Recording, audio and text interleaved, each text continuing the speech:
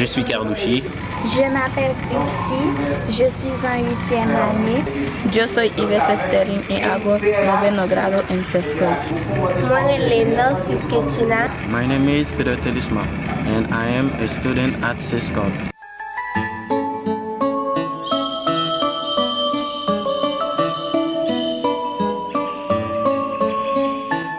Je suis en NS2. Je vous souhaite à tous les enfants d'Haïti une année scolaire assez joyeuse et continuez d'étudier, travailler fort, ça va vous aider dans la vie.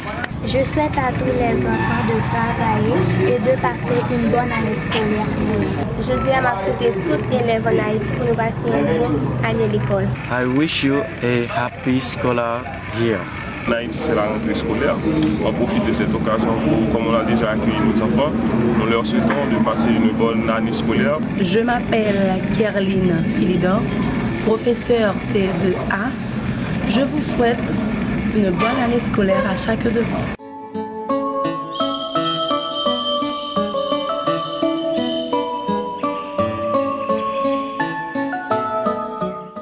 Je suis un parent de ce scole. Je suis la maman de Sarah Naël. Heureuse année scolaire avec tous les élèves et tous les parents d'Haïti. Je suis directrice de ce scole. Et aujourd'hui on est 4, c'est la rentrée des classes. Alors je souhaite une bonne année scolaire à tous les enfants d'Haïti.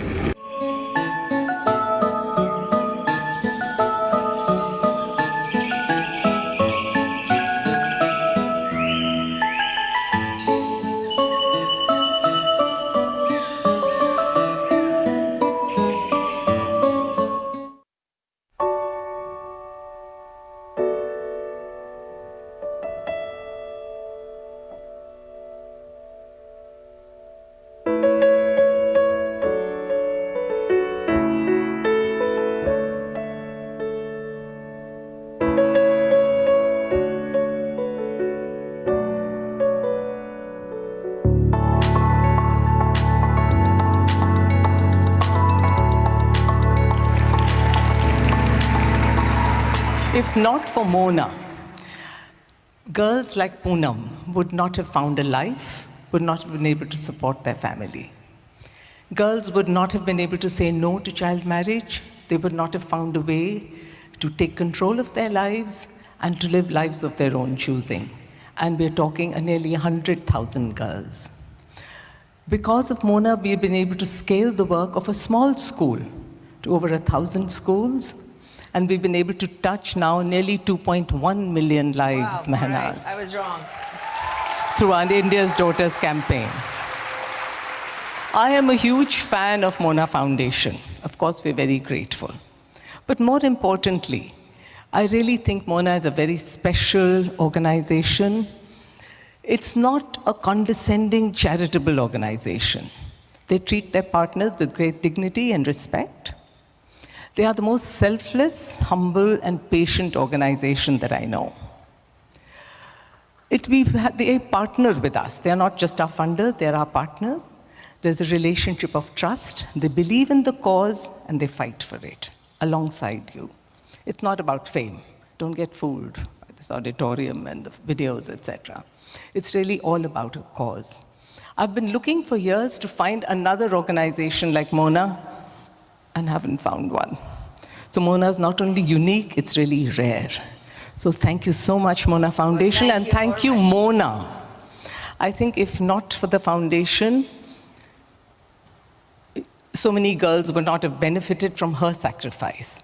And I'm sure she's glad that her sacrifice was not in vain, thanks to Mona Foundation.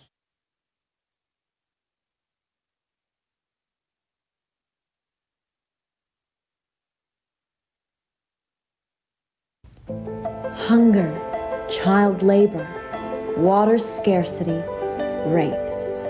This is the reality. These are the children of the slums and the rural villages around Lucknow, India. Most live in extreme poverty, cannot read or write, and parents are unaware of any existing help for their children. Gyan Setu are a way out. These one-classroom learning centers are at the heart of this harsh reality. And in these classrooms are where a child of the slums and their families can have a fighting chance for a brighter future. Here, a trained teacher gives the basics of learning: mathematics, reading, writing, giving these kids and their parents the hope that they can transition to public schools. Yan Setu, with the help of professional counselors, are also a source of empowerment for women and young girls, to equip them with the knowledge and strength to battle domestic violence, lack of access to health and hygiene, and other imminent dangers girls face every day. Right now, with the help of Mona, there are 26 classrooms, 26 hubs of hope for 1,000 children.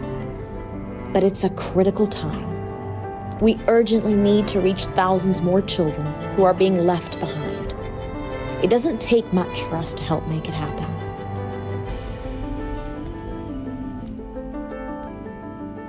An empowered and educated girl holds the key to a better tomorrow for entire villages. If you want to make a difference in the world and don't know how, there is no more easier and more effective way to make global impact than to support these children. This is real impact in the lives of real kids, and we've seen it. And if you want to come see it for yourselves, we invite you to come along with us, and we will show you a more promising world that your support has helped to create.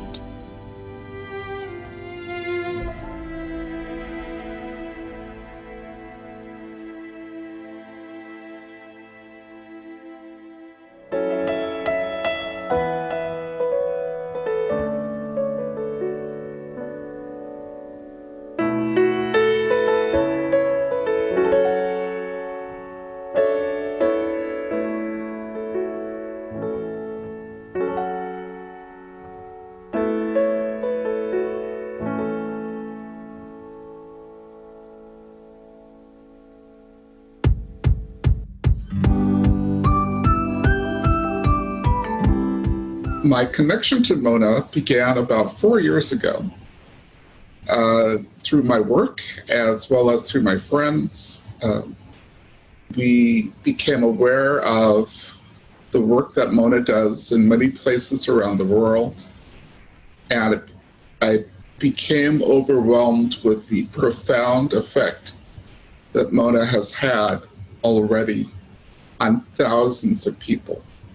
That's what really, really impressed me. The core value that Mona brings to the world is education. The solution to so many of the problems that we see in the world, whether it's poverty, whether it's disease, whether it's prejudice, institutional racism, corruption, is eradicated by education.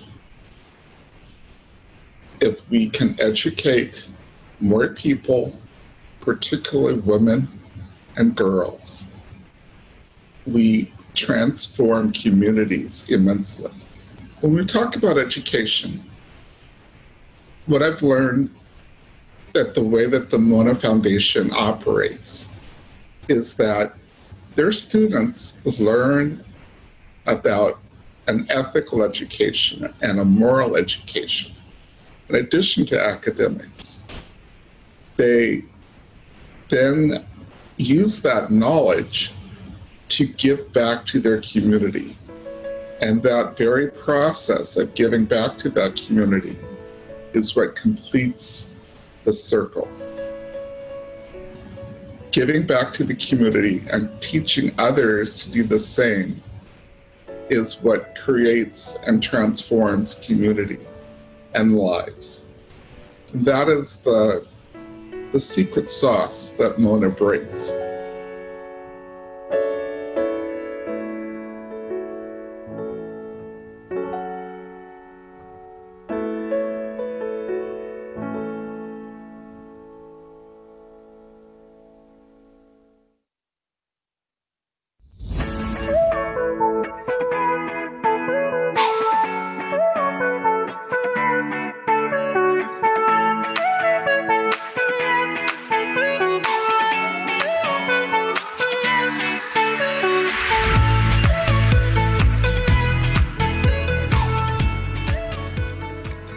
started working with Mona about 3 years ago when I learned about it from a family friend who was an active member in the San Diego chapter. I was fortunate enough to go with the Mona Foundation to visit the Badi School in Panama, which they support. Here, I was able to interact with the students of the school, many of which who were my own age. It was inspiring to see how committed they were to their education and how grateful they were for the opportunities that had been handed to them. One girl in particular, Monica, inspired me with her story. She had never thought it plausible before to get an education, but upon coming to the Badi School, she worked with her friends to create a refrigerant that did not pollute the environment. From here, she continued working with her passions and received one of the highest entrance exams to the Technological University of Panama. She is one example of the many students that Mona supports who, without an education, they would not have been able to tap into this potential and intelligence that they all possess. Mona's message is extremely important because it focuses on empowerment of women as well as education. And as seen, women and girls who are educated reinvest 90% of everything that they earn back into their families and communities, which has this sort of domino effect. So while we're educating maybe only one out of the family, they're able to go back and reinvest into their communities. I know during these times it may be frustrating to have to stay at home, and I know myself, I've experienced that frustration with not being able to go to school and not being able to see many of my friends, but we have an amazing opportunity right now to rise together and continue to support such an important message of education and gender equality all over the world. And we are able to continue to support so many other girls just like Monica.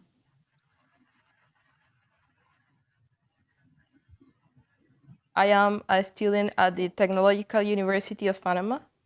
I got graduated 2 years ago from Badi School. I'm really grateful for the education of Badi School because they do not only teach about academic, they teach also virtues and values and cultural education, and that's important. I participate in different scientific research and in different scientific competitions. I choose the Technological University. I made the exams and I got one of the highest scores for admission. The same year, I got a recognition of the Ministry of Education because I have the highest grades in my region. That gives me the opportunity to get a scholarship for continue my studies at the university. As a professional, we should not only focus in getting our own success. That is not a real success. We also have to see what can we do with what we learned. If that we are doing have a positive impact in the society. And that's also what I'm trying to do in science research.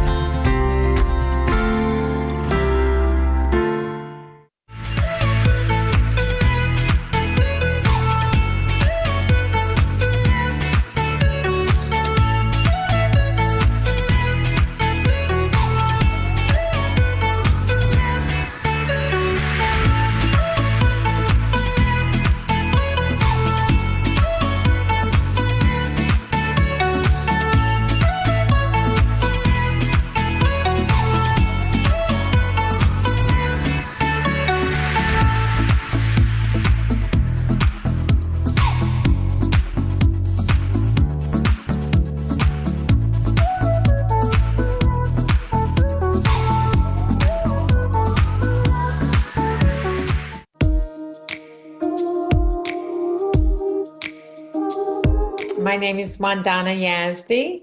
I live in New Jersey.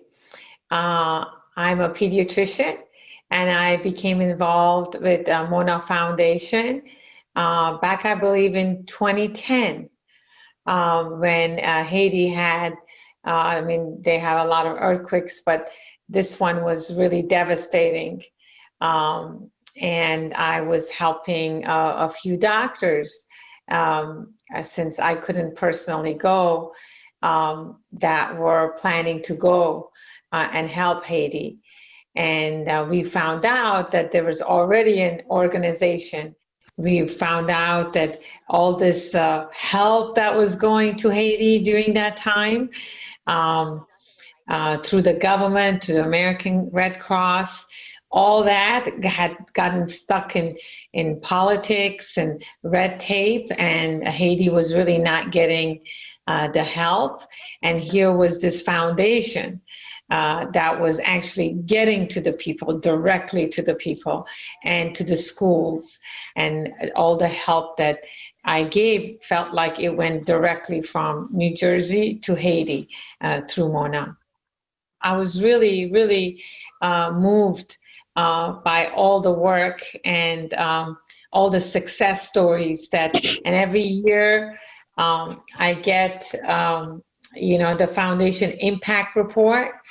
So I used to read it all the time, and I'd be just so impressed. And everybody wants to do social justice. Everybody wants to serve. Here's a group that's really doing it and making a change in the young girls, empowering them. And you could tell whatever they're using, whether they're using Junior Youth Empowerment Program or whatever they're doing to educate them, just gets results. The following year, you see, that there's no child marriages. And it's just wonderful where they also keep up with the results to be able to tell us and from far away how wonderful things are going. Well, I support Mona now more than any. And I think during these hard times with COVID, with poverty probably being at its lowest, with spirituality being at its lowest, the depression, now I support Mona even more, and I think they need our help even more. And at this point, it's financially, because physically I can't be there or be a part of all these hardworking individuals. So it's giving back to my community. It's giving back to other humans that God has created, my fellow human beings, and shows my faith. This is how I show my faith.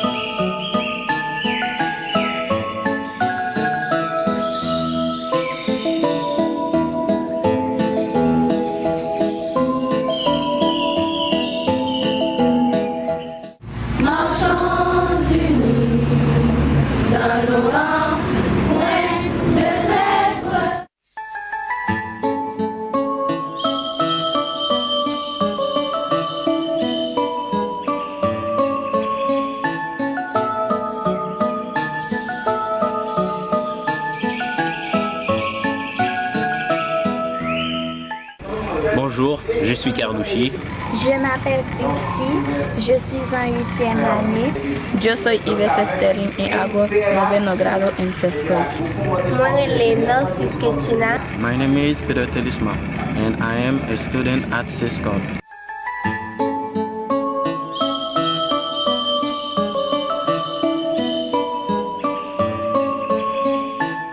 Je suis en NS2. Je vous souhaite à tous les enfants d'Haïti une année scolaire assez joyeuse et continuez d'étudier, travailler fort. Ça ça va vous aider de la vie.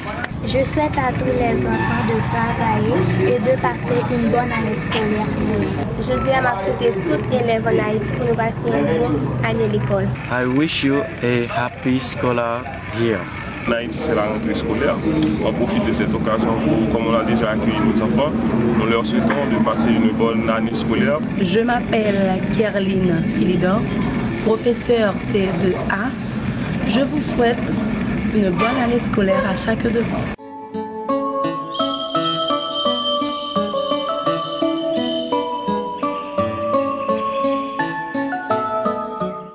Je suis un parent de ce école. Je suis la maman de Sarah Naël. Heureuse année scolaire avec tous les élèves et tous les parents d'Haïti.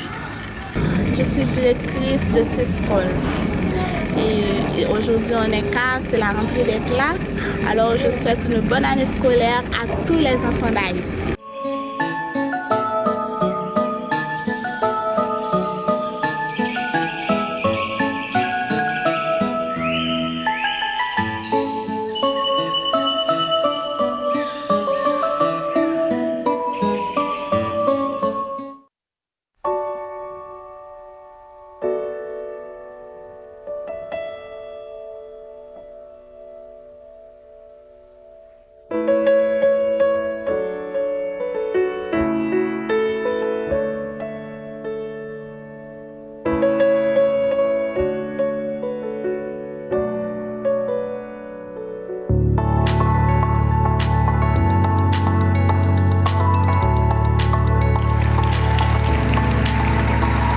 If not for Mona, girls like Poonam would not have found a life, would not have been able to support their family.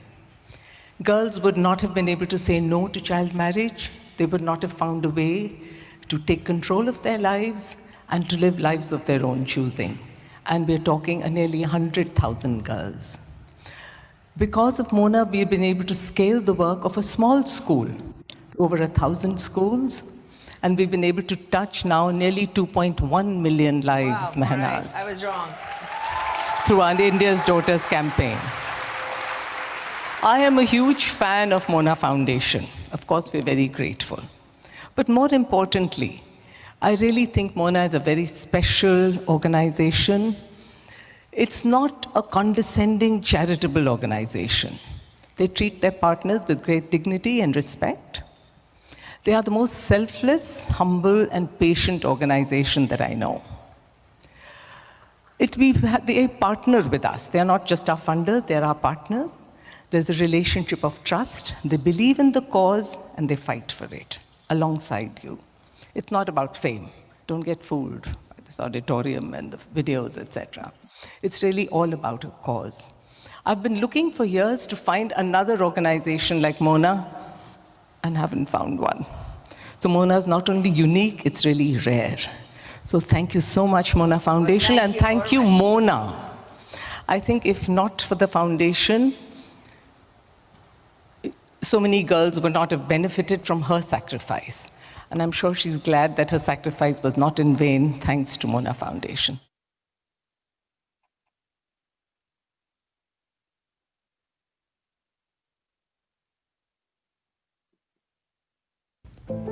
Hunger, child labor, water scarcity, rape. This is the reality. These are the children of the slums and the rural villages around Lucknow, India. Most live in extreme poverty, cannot read or write, and parents are unaware of any existing help for their children. Gyan Setu are a way out. These one-classroom learning centers are at the heart of this harsh reality. And in these classrooms are where a child of the slums and their families can have a fighting chance for a brighter future. Here, a trained teacher gives the basics of learning: mathematics, reading, writing, giving these kids and their parents the hope that they can transition to public schools. Gyan Setu, with the help of professional counselors, are also a source of empowerment for women and young girls, to equip them with the knowledge and strength to battle domestic violence, lack of access to health and hygiene, and other imminent dangers girls face every day. Right now, with the help of Mona, there are 26 classrooms, 26 hubs of hope for 1,000 children. But it's a critical time. We urgently need to reach thousands more children who are being left behind. It doesn't take much for us to help make it happen.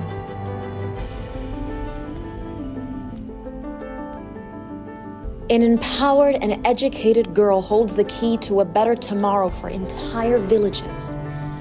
If you want to make a difference in the world and don't know how, there is no more easier and more effective way to make global impact than to support these children.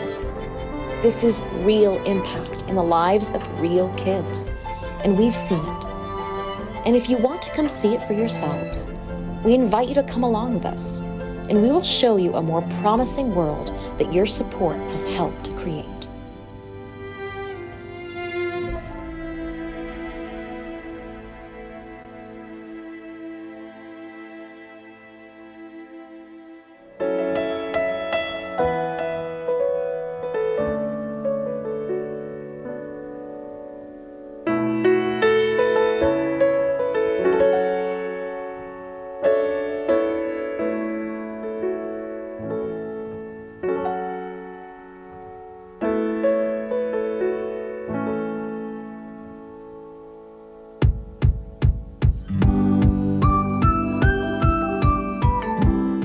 My connection to Mona began about 4 years ago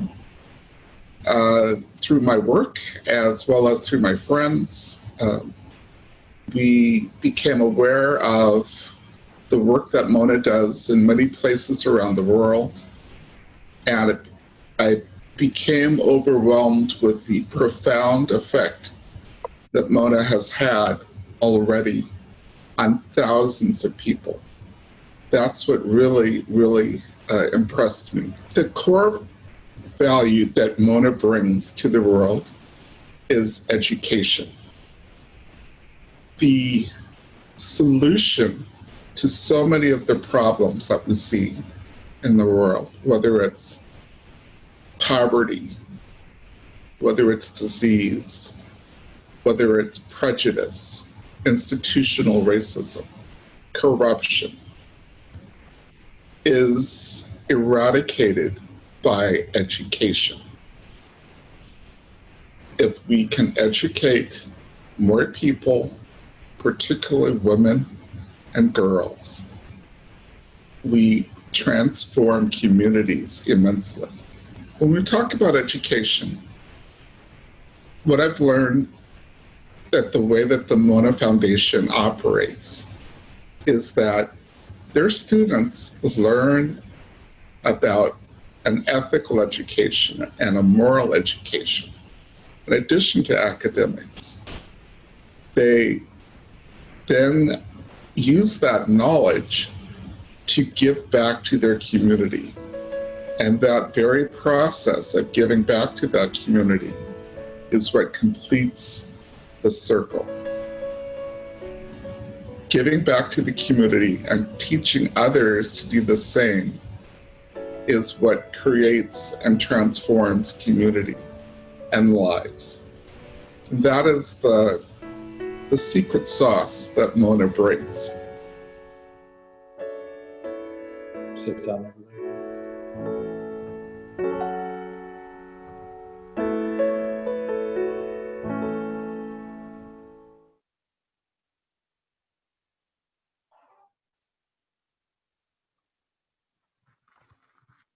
Hello, everyone.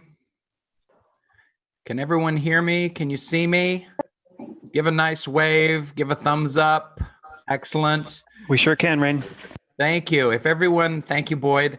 Boyd is our master of ceremonies behind the scenes, weaving the magic of slides and videos and live presentations. We're juggling a lot here at the Mona Foundation. We've never done anything like this before. So bear with us as we move through this really incredible program. If everyone could make sure that you're muted at all times, it will help us. If we keep it on speaker view, then whoever's speaking will pop to the forefront. Rainn, I think you got to, sorry, I'm feeding back. You have to recognize all these people that are here. I've got 3 screens of Zoom callers here today.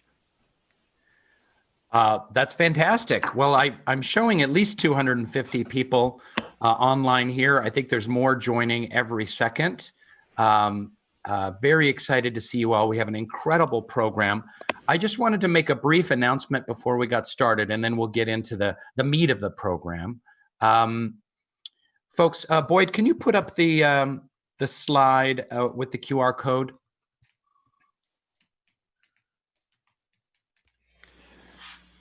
Let me spotlight it for you.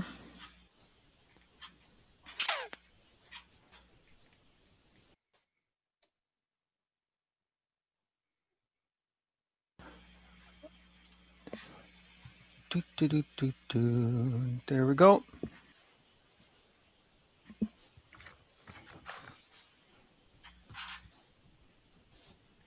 I'm not, oh, there it is. Okay, great.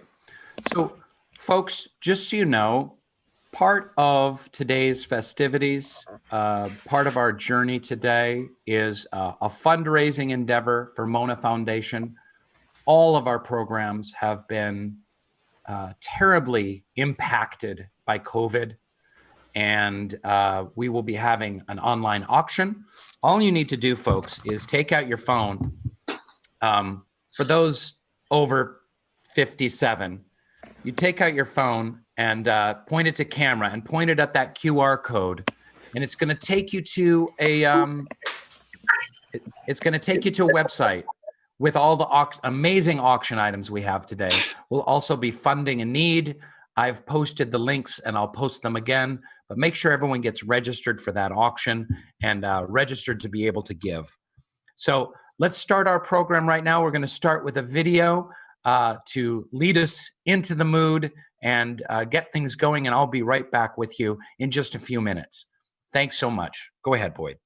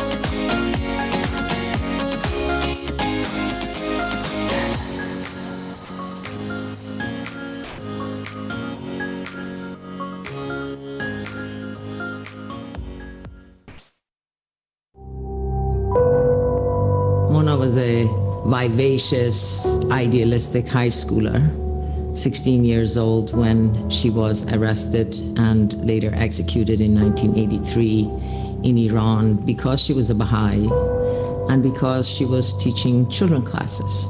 She had written this essay on freedom.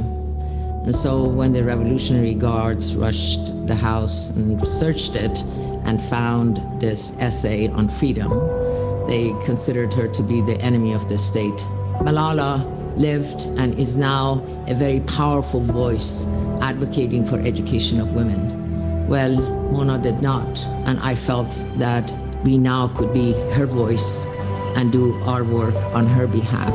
Mona Foundation supports grassroots initiatives that provide education to all children, increase opportunities for women and girls, and emphasize character education and service to the community.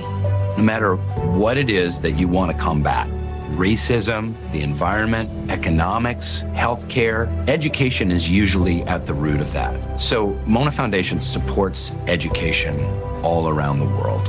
I think what sets Mona apart is that it recognizes that the results come from the leadership, the knowledge, the understanding, the connection, the relationships that already exist in the territories that we serve.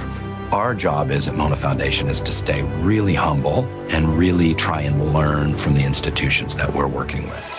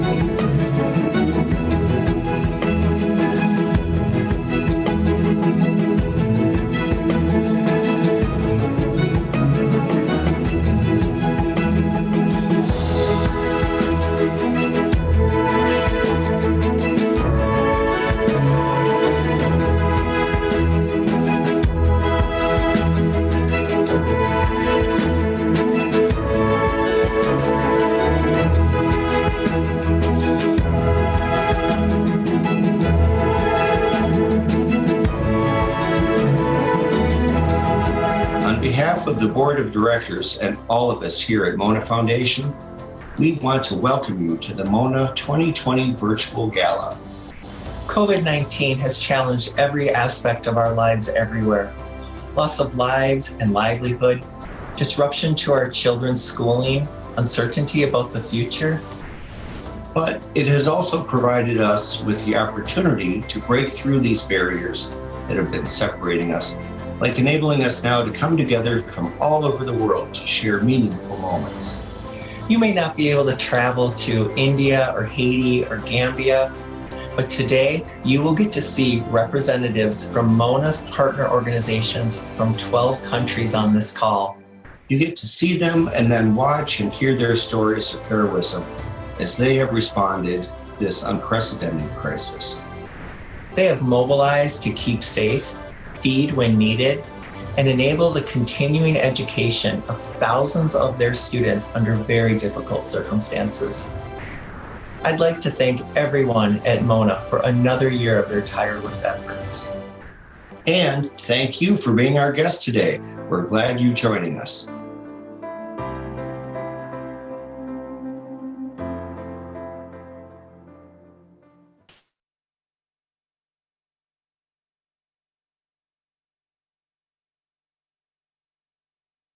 Wonderful. Hi, everybody.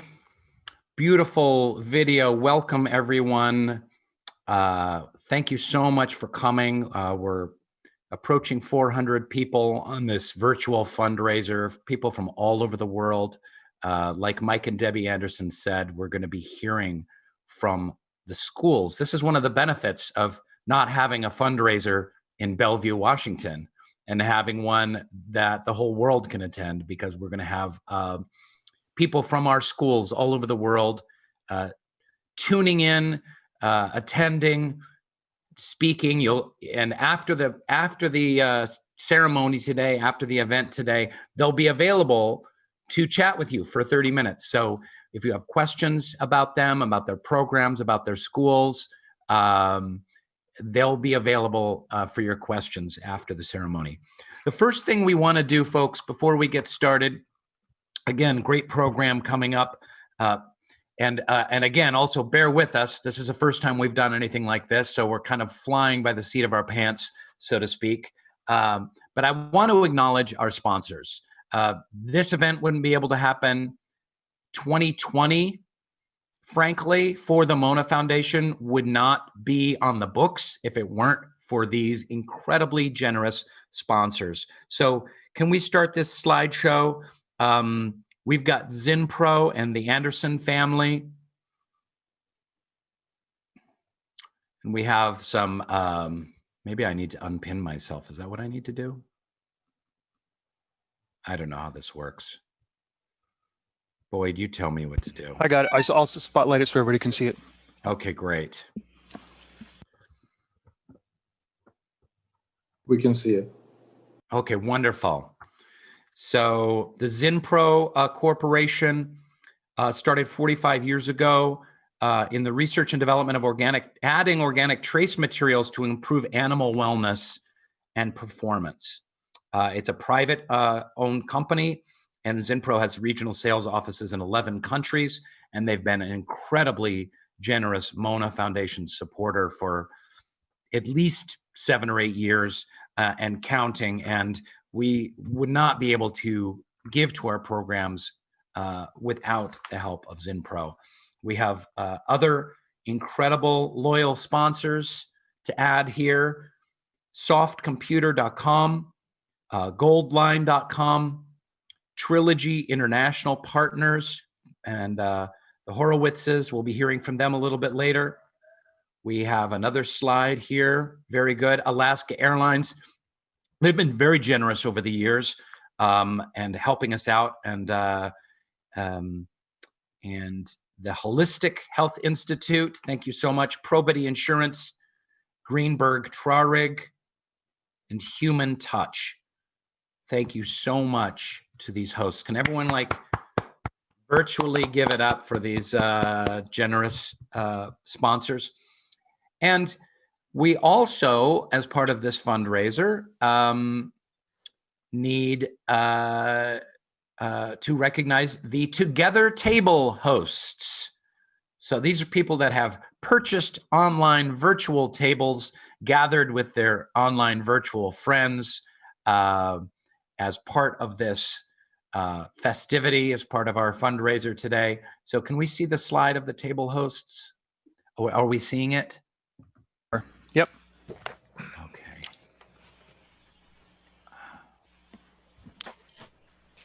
Fortunately, oh, here we go. The table hosts: Chloe Rastegar, Ghazal Agar Rastegar, Diane Samandi, Donna Hosseini, Elham Rohani, Keith Gehrig, Kim and Ben Clark, Lila Chetayat, Mona of Canada. We have a lot of chapters that have Together tables today. Mona Canada, the LA chapter, the San Diego chapter, the Portland chapter, Peter Newman, hello, Peter Newman, Shiva Riddell, Seema Mobini, Ziba Sanai, Manaz Javid, and Zeylon Lay, and Marnie Jones.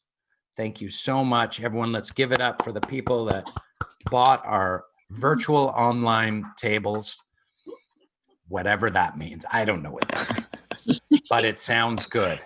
It sounds good. Folks, we want to get into the partner organizations that are attending. So let's go to that slide. And again, they're going to stay after for an extra 30 minutes, and we'll be able to meet them. But if you guys could, and Boyd, maybe you can help me with this. I don't know if it's going to be possible, but if you could, if you are a partner organization, unmute yourself right now.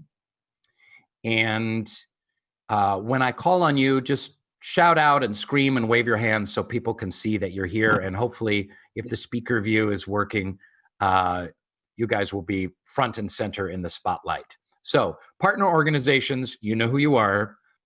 Unmute yourselves right now. Everyone else mute yourselves and just shut up. And then shout out when you hear your name. Okay, so do we have the Badi School from Panama?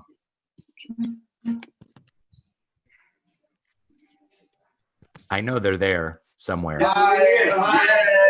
here.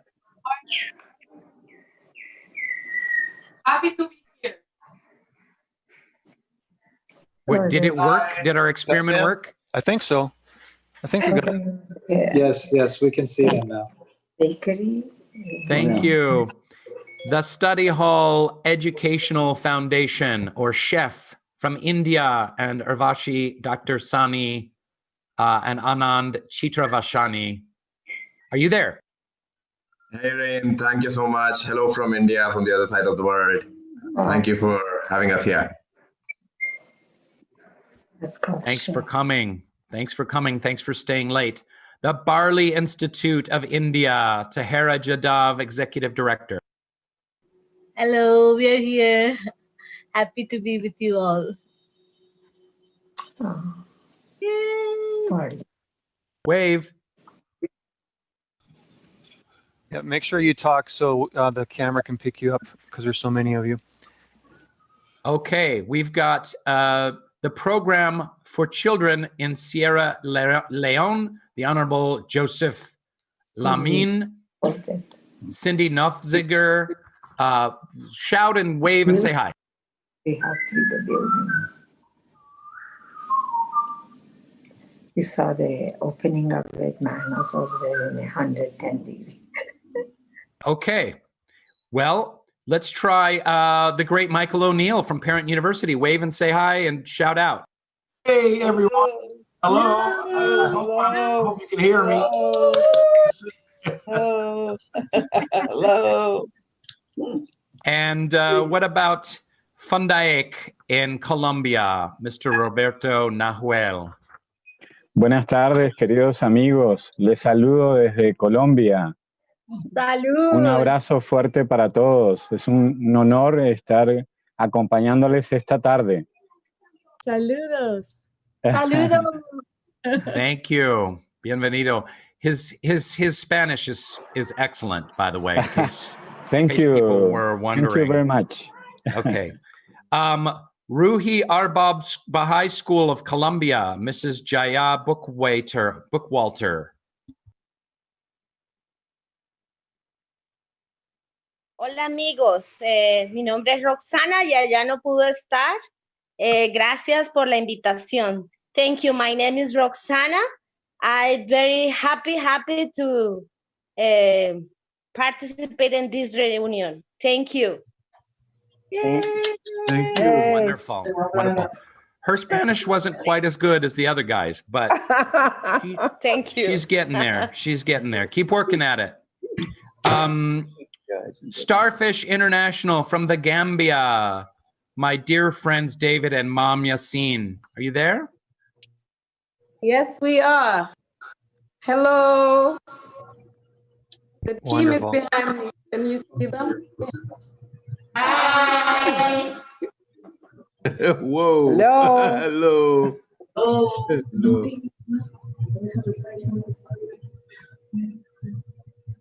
Wonderful. Mongolia Development Center of Mongolia.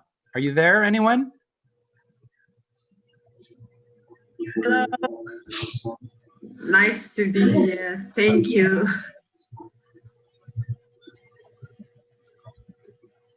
Say, shout out and wave a little bit more so we can see you.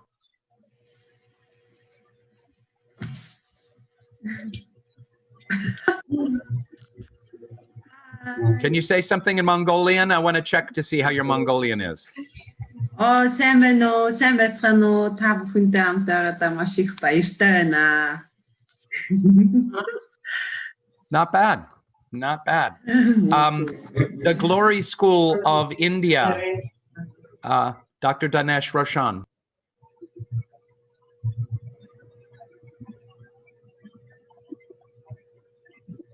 You said the body school, right? The Glory School. The Glory School?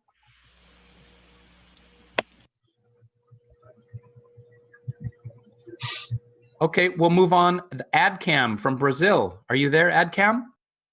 Yeah. Oh wait, I gotta spotlight those guys. Hold on a second, guys. This you're talking to the. There you are. Do it again, Paymon.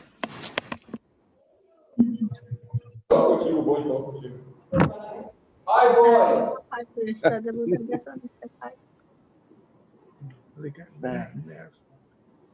Wonderful. Full Circle Learning in California, Teresa Langness. Can you shout out and wave and say hello if you're there?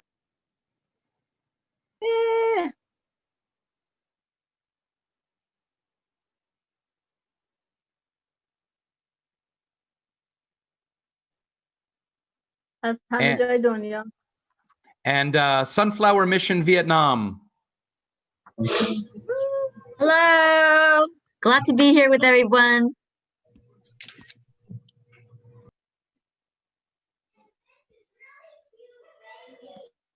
Wonderful. Wow, that's amazing. We have schools, look at this, from Africa, the Gambia, India, Colombia, South America, Vietnam, Brazil, everyone tuning in. This is truly a one room, one world schoolhouse we have here at Mona Foundation. So great to see your beautiful faces from all over the world. That's just so excellent. So what I'd like to do right now, and Boyd, can you set me up with this, is we're going to, I'm going to bring on one of our partner projects, Mr. Michael O'Neill from Parent University in Savannah, Georgia. Michael, can you unmute yourself? I'm unmuted. All right, say hello to the folks, Michael. Let's spotlight Michael, please, and get me off the screen. Hello, everybody. As Rainn says, I'm Michael O'Neill from Savannah, Georgia, and I direct Parent University here. Wonderful. Hey, Michael, tell us what Parent University is. Well, Parent University is a learning space for parents to come and peruse any kind of knowledge that'll make learning better for them and their families. And, you know, we've been around for about 22 years now here in Savannah, helping particularly the families most underserved. And particularly in this time, it's become quite a venture. What inspired you to found Parent University? Well, Rainn, a few years back, you know, I had several kids in the school system, and we were, the school system and the community, we were experiencing some problems with how families and schools were interacting.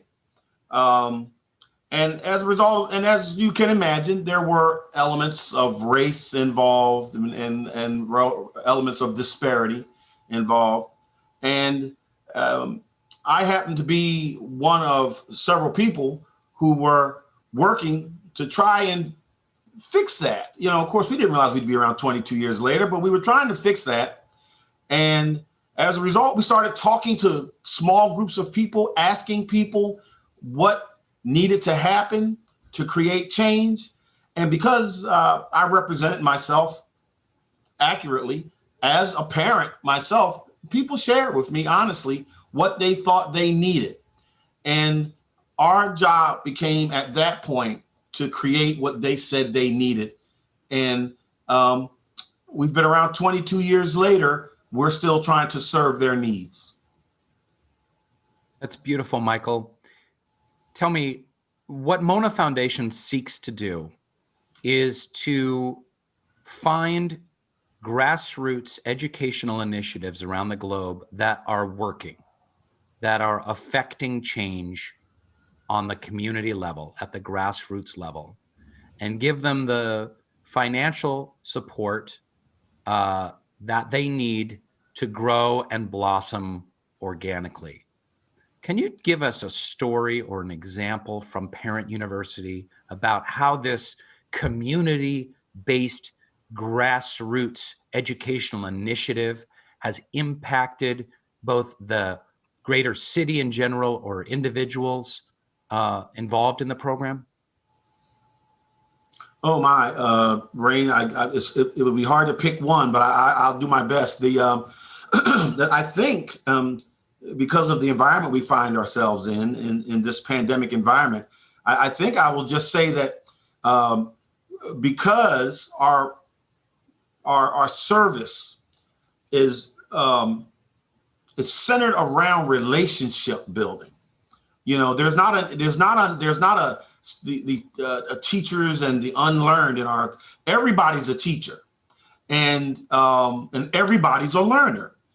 And the strength of our organization is the relationships that are built. You know, when the pandemic hit, a lot of things had to fold. A lot of things had to close up, reorganize, repurpose. Our organization has grown. Since March, we do more activities than we had scheduled. And we do it virtually, online, with a population that you would expect wouldn't be comfortable virtually. I think that highlights that when you have relationships like we have, and when you have a sense of ownership in all the participants, that you're able to get people to do things because they trust you. And our organization, you know, it was easy to theorize that before the pandemic, but since the pandemic, it's manifested itself. We can get our people to come to class more often than we had planned. We can also get them to go out and do things like hand out masks during the pandemic because they want to serve the community, because they've been served as well. Oh, that's beautiful, Michael. That's beautiful. Well, we have a big program to take us through this hour. I wish we could continue this discussion for another half an hour, but I'm going to thank you so much for jumping in and telling us more about Parent University, one of just the dozens of programs around the world that Mona supports. As you can see, grassroots, effective, community-based education is where it's at. That is what initiates real change in communities. Thank you so much, Michael. Folks, thank you. So moving on, Michael brought up COVID and its impact on Parent University and how it was able to adapt and change how its students, its participants are community involved, giving back to what they have received through Parent University.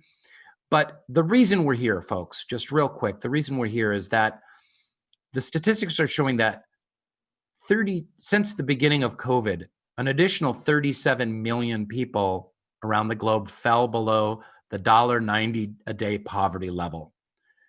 And it's really the difference on whether they're able to put food on the table or not.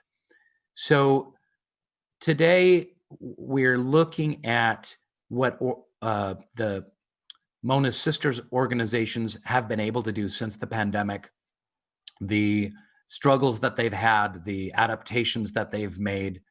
The focus of today's event is, if not us, who? If not now, when?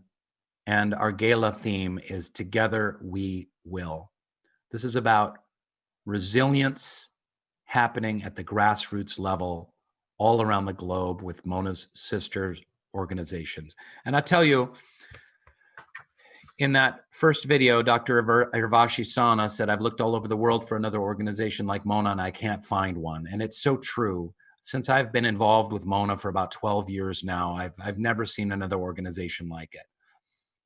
It's heart-based, service-based, it's filled with love, and it's filled with the spirit of simply educating children in the best possible way. If you want to make an impact in the world, I really suggest that your donation dollars go to Mona Foundation, and it will actually impact students to learn and help change their communities in measurable ways with a great deal of heart, service, community, learning, and bringing us all together as one human family, because that's what Mona Foundation is really all about. So let's go to the next recorded segment and see how Mona's partners have managed through this process.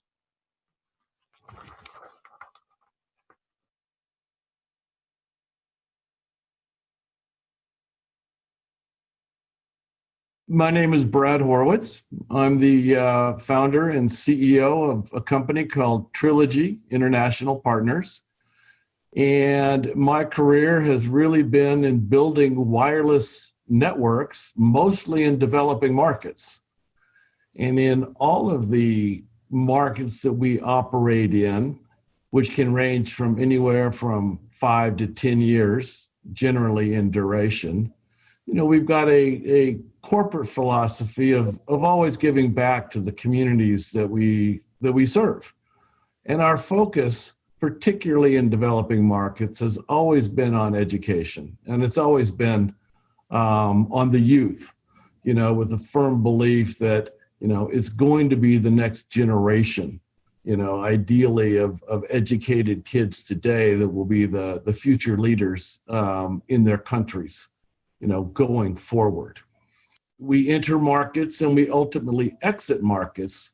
And I think one of the things that's been particularly significant, with Mona is that it's a way to continue on, even though we may physically not be operating in those particular places. And so when I looked at Mona, it was almost like it was custom designed for what we were doing. So it resonated completely with my own personal objectives. And the fact that Mona, finds and works with existing organizations, in the countries, that exist, really makes a difference. There's no need to recreate the wheel in these markets and in these countries. And in terms of it being a very efficient use of funds, it's a very smart way to go about things. I think the other thing that I really like and that I think resonates well is the focus on girls. We have found through our initiatives, and endeavors, that the girls, as they grow and they become the nucleus of the family, they're much more entrepreneurial. They continue to invest in themselves and in their own entrepreneurial, pursuits. And that's got an incredibly positive impact, I think, on the communities and on overall economic development. I would strongly encourage folks, to dig deep, give what you can, give with your heart, and know that through an organization like Mona, your contributions are very well used. They're very efficiently used, and probably now is probably the most critical time to be generous and to be forthright in your giving.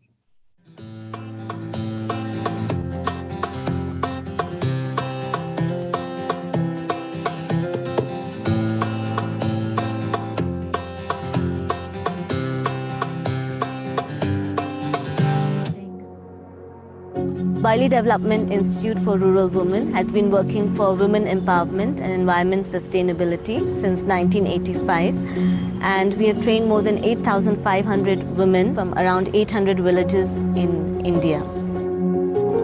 In these areas, the parents feel that it's not necessary for a girl to get an education because her primary responsibility would be to rear children, to take care of the family after marriage. So these girls don't know even how to read and write, and at Barley, within 6 months, they learn this skill. They come for a 6-month training course in Barley, and they stay here and finish a curriculum on literacy. They also complete a course on cutting and tailoring. When they go back home, they can start their own stitching shops and become economically independent. Another curriculum is development of myself and my community, in which these trainees learn how to go back and to take their families and communities forward. In this curriculum, they learn the power of understanding the purpose of their lives, of understanding the importance of service, and how to involve others in development. Besides this, they learn organic farming and solar technology. We have a 6-acre campus in which 4 acres are used for growing vegetables, fruits, which are all used in-house. Also, all the power is generated on solar. We have a rainwater harvesting system in which we don't give a single drop of water to the municipal corporation in Indore. We have a sewage treatment plant, so all the water from the toilets is recycled here and is used in the organic fields. Seeing these women so deprived of education and not having a voice, it really touches my heart. And when I can do something, and after 3 months when I see they can read and write, and when I see that I'm really able to touch their lives, see that a girl is running a successful stitching shop, she's on her feet, she's supporting other children's education. When I see that the trainees from Barley go out confidently and are working as primary healthcare center workers, are changing the lives of so many people, it keeps you moving. It inspires me to keep on doing this.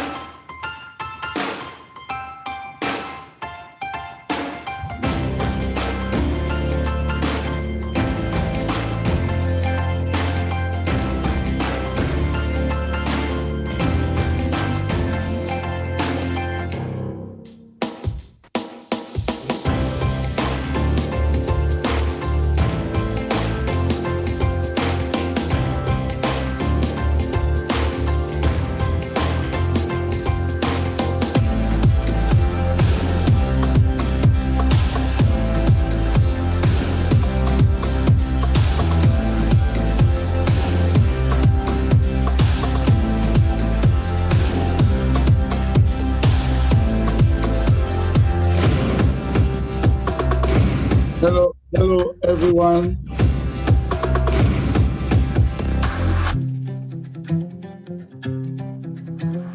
I have difficulties in. Hello, everyone.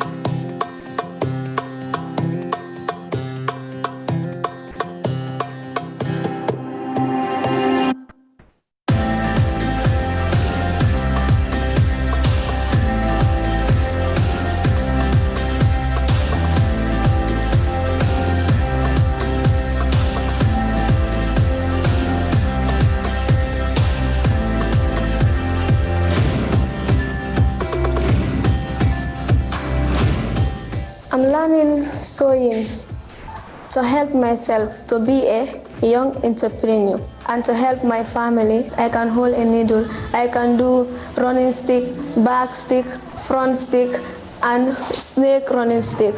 And I sew and I do crochet too.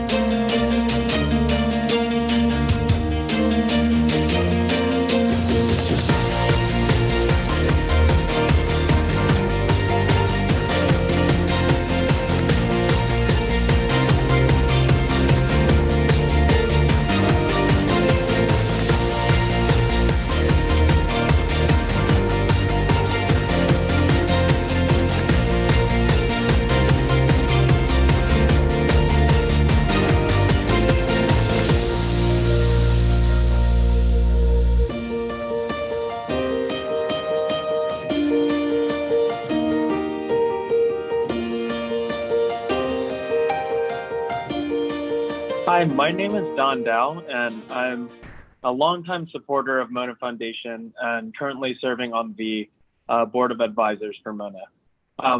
Outside of Mona, I am a management consultant for the Boston Consulting Group. So as the child of two refugees coming to America, education has had a profound effect on my life. So both of my parents came to America seeking opportunity, seeking a better life, and were able to achieve that through the help of many people as well as their pursuit of education. And seeing what they've done with their education and how they've been able to give back to the community, both locally and abroad, has been a really eye-opening experience. Going on these trips to Haiti, to Vietnam, and seeing firsthand the experience that the students there have, and how we're able to help them achieve their goals, really empower them to do better for themselves, to have the chance at an education and at a better life, and thus improve their entire communities, really has lasted with me. And every time I've gone on the trips, and I think I'm at 9 or 10 now, I've really continued to see that impact. And I bring that experience home each time I come home, and I bring that message to my friends, to my coworkers, and really try to explain the impact that Mona is having around the world. So my message to my friends, to my family, to my coworkers, to the community around me is to get involved. Look for ways to support. Look for ways you can help other people. Use your position of fortune, use your opportunities, your spirit, your money to help other people in any way you can. Learn more about organizations like Mona Foundation and how education can help women and children and help empower these communities that are historically troubled, and really give them the opportunity to succeed in a way that you would like to succeed.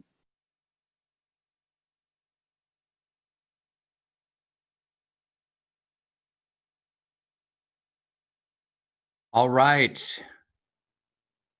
Wonderful. Folks, we have a thermometer showing the amount of funds that we are raising. Look at that. We're at $225,000 already.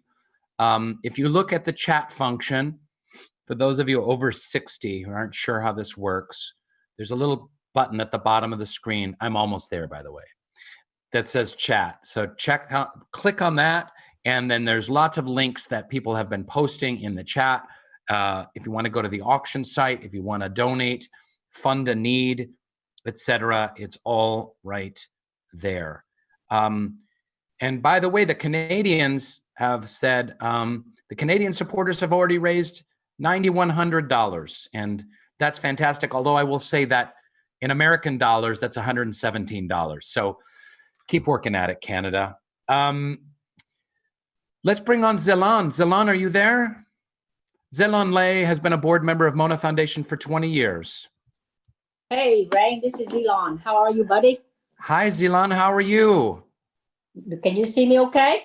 I can see you okay. I see you. And is that you? Is that a picture of you over your right shoulder? Oh, shoot. I didn't. Yes, it is. I'm just teasing. I tease Zelan. We've worked together for over 10 years with Mona Foundation. Zelan, I want you to just real quick, before we get into Fund a Need and before we get into this auction, why are you involved in Mona? Number one. And number two, your son, Don, spoke, and you have inspired your children to be so philanthropic. What do you think that connection is between what you've learned about philanthropy and generosity and imparting that to our children? So to answer your first question, I've been with Mona Foundation Board since the beginning, right? So it's all 21 plus years or 21 years. And I support Mona Foundation because I draw from my own experience. I came to America as a refugee, 12-year-old little kid, without education, without the generosity of the people we call Americans, without the opportunities of this land I love with every fiber of my body, I would not be where I am today. So it's only fair that I do what I can to give back to others who don't have the same opportunity. So it's nothing more than playing fair in life.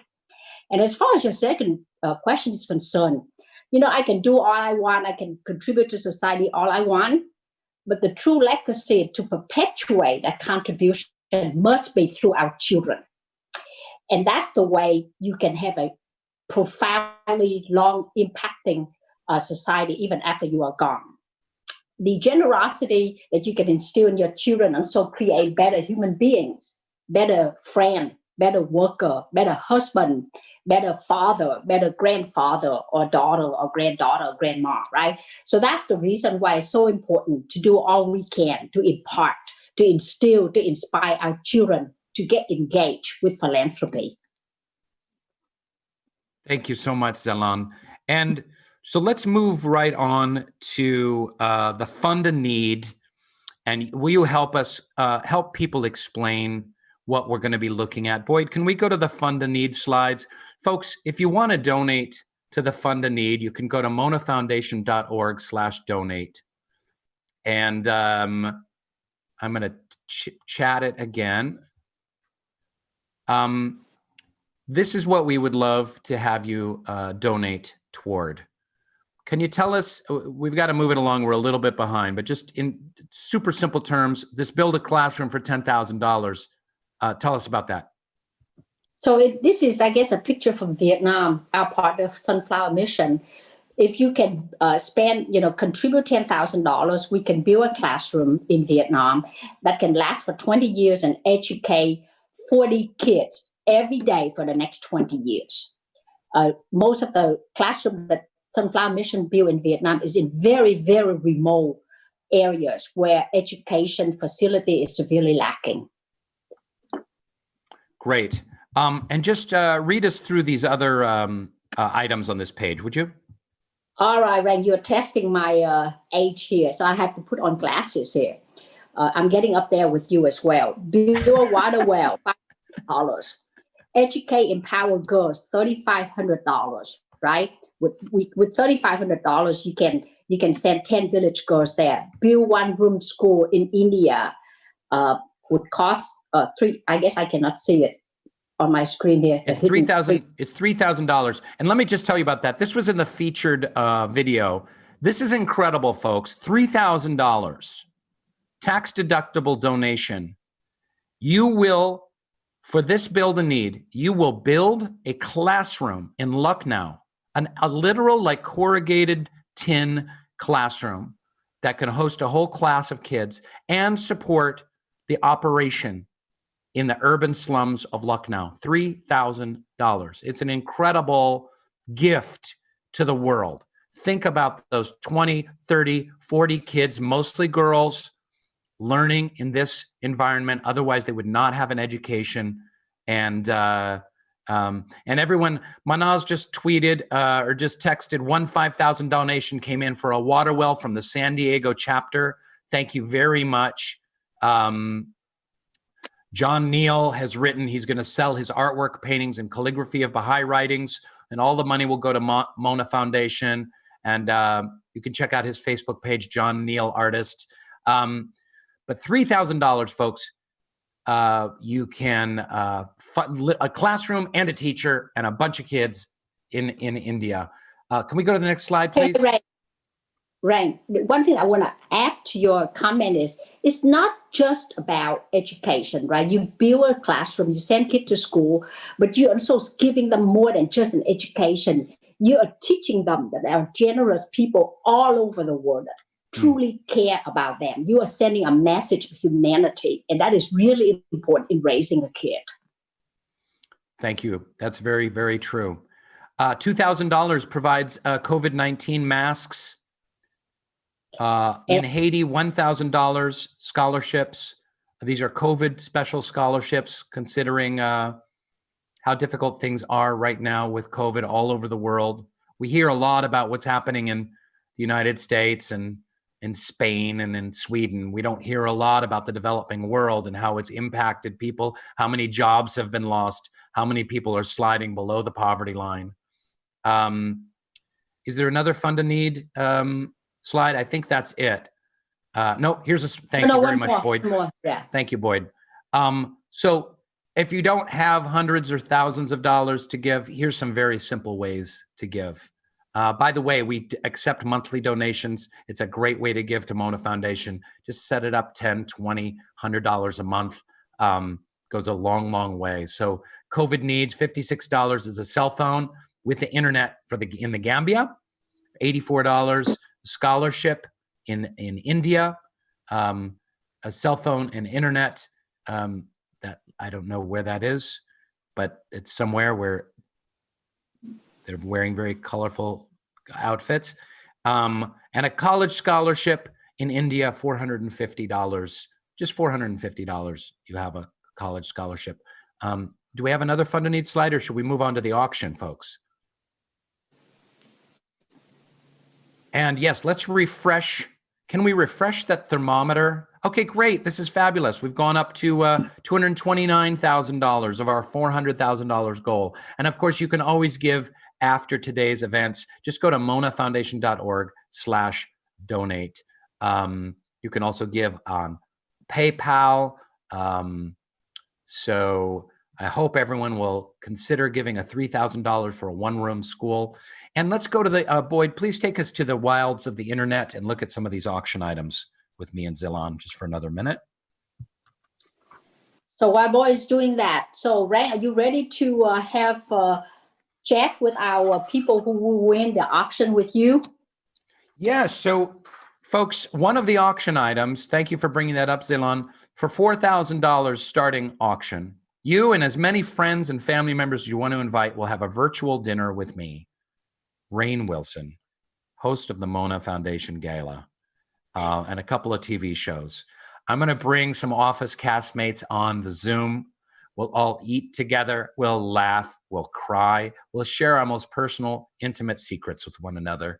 And you can bring your friends, all questions. If they're Office fans, anything about the Office, I will answer. I will tell you all about Steve Carell's dirty secrets, about the horrible, horrible things Steve Carell has done, the bodies in the basement, so to speak, literally and figuratively. If you start at $4,000, think of it. You can bring 20, 30, 40 of your friends and family to dinner with me, Rainn Wilson, literally, and pick my brain. I'll bring some Office folk along. We'll schedule at a mutually beneficial time. That's on this auction page. Manaz, can you please chat everyone the link to the auction again?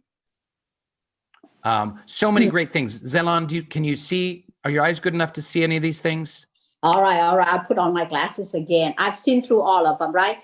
I think your glasses are fantastic. So. Thank you. It covers an array of things. You know, if you want to learn how to cook, how to paint, private lessons virtually, you can do that. If you want to get away, you know, whether it's Hawaii or the Rocky Mountain or San Francisco. Yes. Let's go to those LA. and slow down. Let's go to those trips here. Lake Tahoe, Nashville, Wyoming cowboy getaway. We've got Ritz-Carlton in Florida, Midtown, Disney. New York.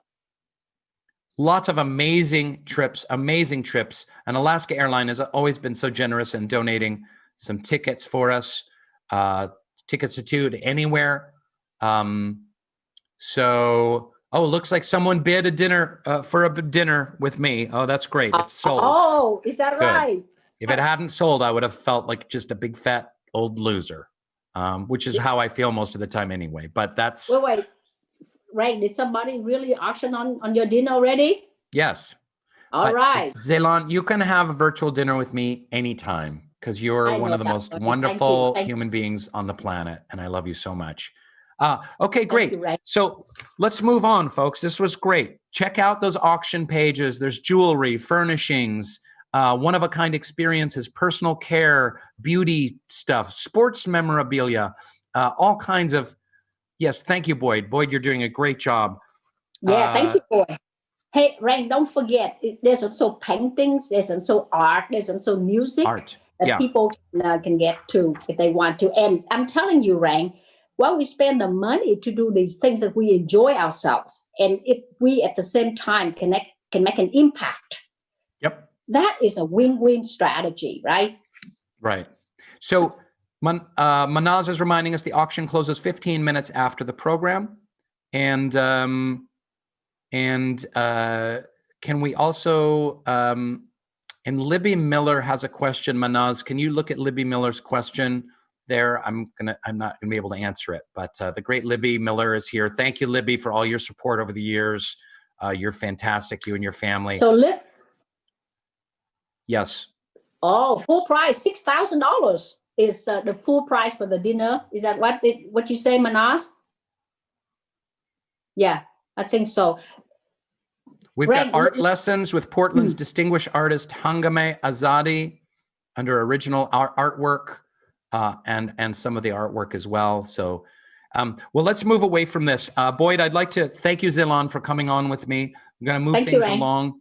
We're going to hear from Mr. Andy Grammer, the award-winning top 10 Dancing with the Stars star Andy Grammer is going to speak about Mona Foundation and treat us to a song. Take it away, Boyd and Andy. Thank you, Amy. My name is Andy Grammer, and I am super honored to be here to support the Mona Foundation. The things that they do all around the world for education, for the empowerment of women and young girls. How can you not be inspired and want to be a part of it? So please open up your wallet and give as much as you possibly can. You know, the World Bank has said that $1 towards education actually means $10 of economic growth. Also, if you change the life of one little girl, you will change the life of 100 different people, because women are always at the center of community. So please, please get generous and dig deep and give to this incredible organization. You know, we all want to be of service, and the Mona Foundation is a place where you can, they've done a lot of the busy groundwork for you, that you can just give your money and it will go do incredibly good things. So this song goes out to all the people, all the children and the women that they're helping to keep fighting in wherever they're at. This is called Don't Give Up on Me. Here we go.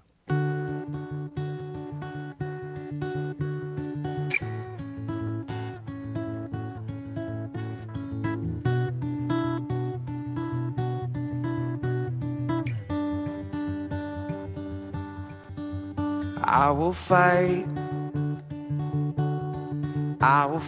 for you.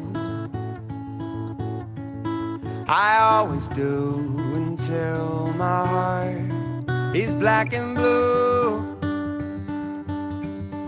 And I will stay with you. We'll make it to the other side like lovers do. And I'll reach my hands out in the dark and wait for yours too, until I can wait for you. I'll wait for you, 'cause I'm not giving up. I'm not giving up, no, not yet. Even when I'm down to my last breath, even when they say there's nothing left. So don't give up on, I'm not giving up. I'm not giving up, no, not me. Even when nobody else believes, I'm not going down that easily. So don't give up on me. And I will hold on to you. No matter what this world will throw, won't shake me loose. And I'll reach my hands out in the dark and wait for yours too, until I can wait for you. I'll wait for you, yeah. 'Cause I'm not giving up. I'm not giving up, no, not yet. Even when I'm down to my last breath, even when they say there's nothing left. So don't give up on, I'm not giving up. I'm not giving up, no, not me. Even when nobody else believes, I'm not going down that easily. So don't give up on,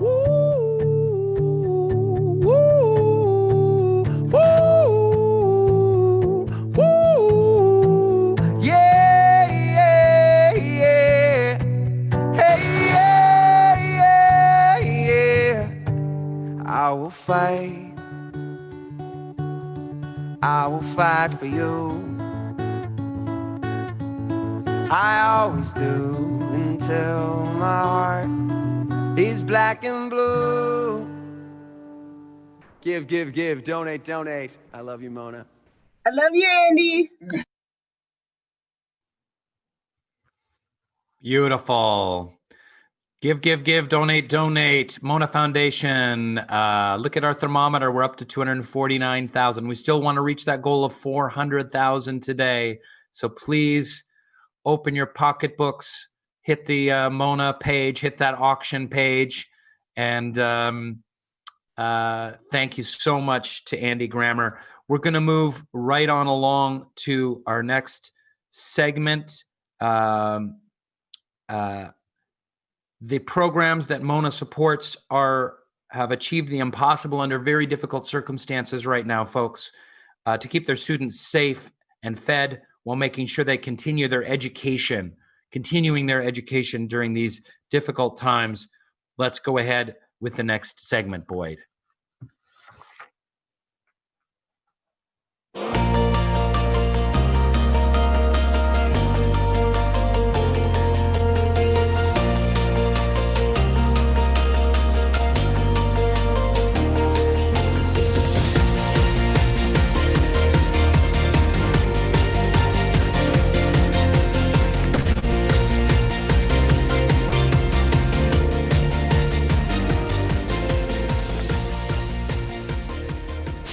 I first became involved with Mona when my mom introduced me to the organization. I wasn't quite sure what I wanted to do in terms of community service during my high school career, but this seemed like a really great opportunity to get involved with service on a global scale, not just a local one. And I received the once-in-a-lifetime opportunity to visit Mona's project in Manaus, Brazil, called AdCam, and this was a really life-changing experience for me. There, I met the founder of AdCam, Ferial, who told me the story of AdCam and how it began as an orphanage when she was taking children off the street and literally into her home, to help give them a home and give them a life that was much different than the one that they were currently having. So this was a very kind of impactful story for me. I didn't quite realize how much passion, how much devotion the people at this project had for helping the kids there. And seeing the fact that this orphanage and Ferial's home had grown into this huge institution serving thousands of students, and all of them are receiving this amazing opportunity to learn and engage and be taught by very qualified teachers and staff there who truly cared about them and their health, really opened my eyes to the fact that, wow, this organization is actually creating such tangible, measurable impact. And I didn't realize that education could have this power.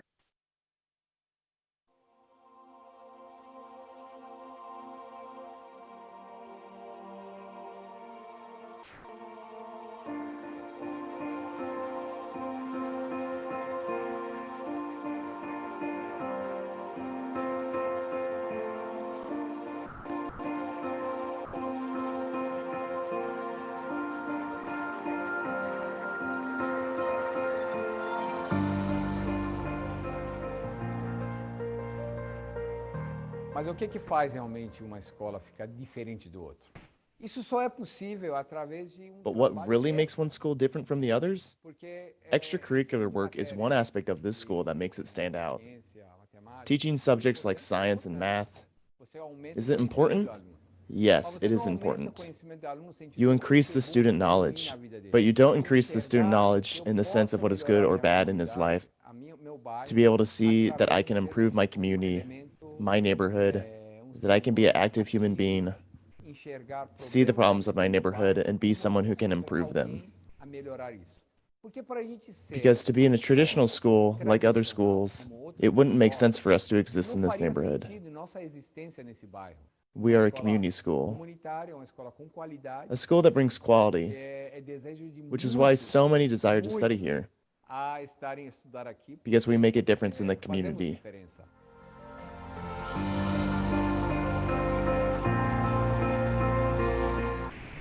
Todo fazer pedagógico da escola é a crença no ser humano, no potencial do ser humano. All the pedagogical work of the school is based on the belief in the human potential. Regard man as a mine rich in gems of inestimable value. Education can alone cause it to reveal its treasures and enable mankind to benefit therefrom. So when we think of this belief, to see each person, each student we receive, as we have potential in our hands and that follows our work daily. We have in school day work visits to the families. When we as coordination arrive in the student's home and realize and discover the reality that they live in, many of the issues of social conflict we can manage to solve with more ease and with the family support. Makes us see how it's a partnership work.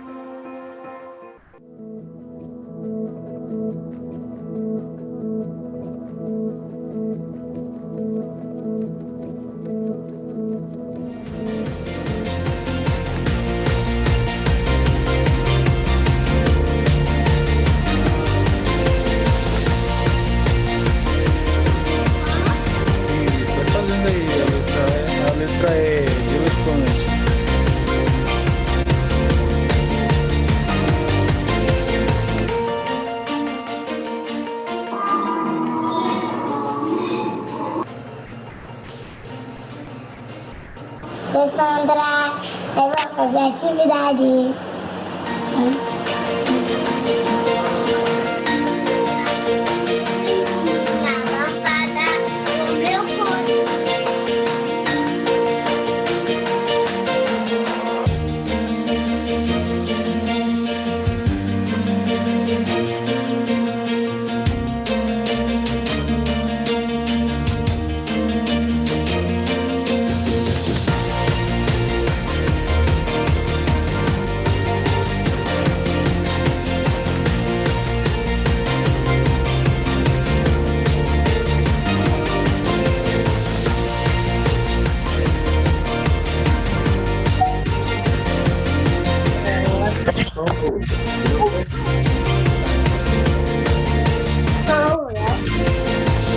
Oh, you're about to see it.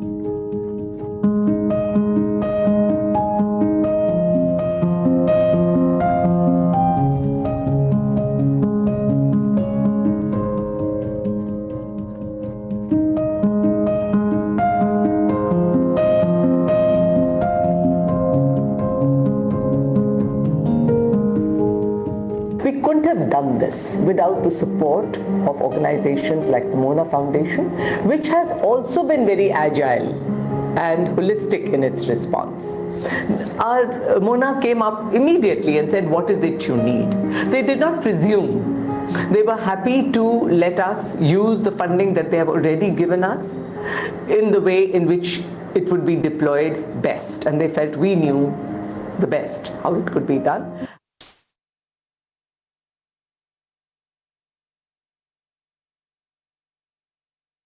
For those of us who live in fairly comfortable homes, the stay at home didn't sound as alarming, and we had a home to stay in. But what did it do? And I know when that announcement came, my first thought was, well, what about people who don't have homes, who live on pavements, who live in very fragile structures, in very, very dense slums? What's going to happen to them?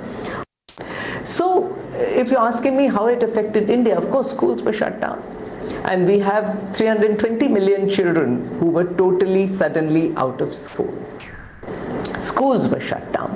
People were at home and people were afraid. And in several cases, people were out of jobs. They had no savings and they had no money. They were hungry. And they were terrified about what's going to happen in the future. Our first task was to manage the fear. The 3/4 of the children that we serve come from very poor backgrounds. And they were the ones who were most frightened. They were the ones who were most affected by all of this. They were also the ones who were more disconnected, because India has a huge digital divide. Actually, all the divides came to the surface and became very visible through this crisis. When we got in touch with them, our first response was not, oh, get onto the phone and let's start teaching you. It was, how are you? And don't be frightened. Giving them accurate information about the pandemic was our first response. The second response was that, do you need food? Are you hungry? And our sister organization, Didis, got into action immediately. We had to get them curfew passes. 10 of them came, and we have served over 100,000 meals for the next 2 months. We did that.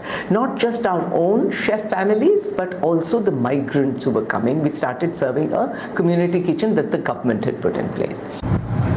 Today we are going for the distribution of grocery, masks and sanitizer soaps to our Aurangabad center of Gyan Setu.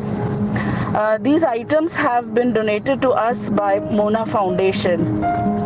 The same distribution was done yesterday at another 2 slum centers of Gyan Setu, Ojariao and Gyan Setu, Gomti Nagar station. Indeed, it was a great help for the people.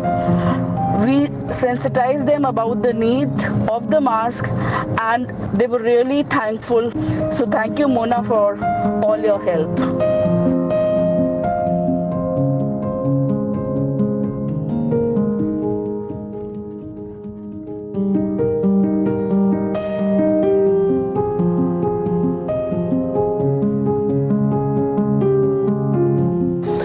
Then masks were needed. So we came up with making masks en masse and distributing them.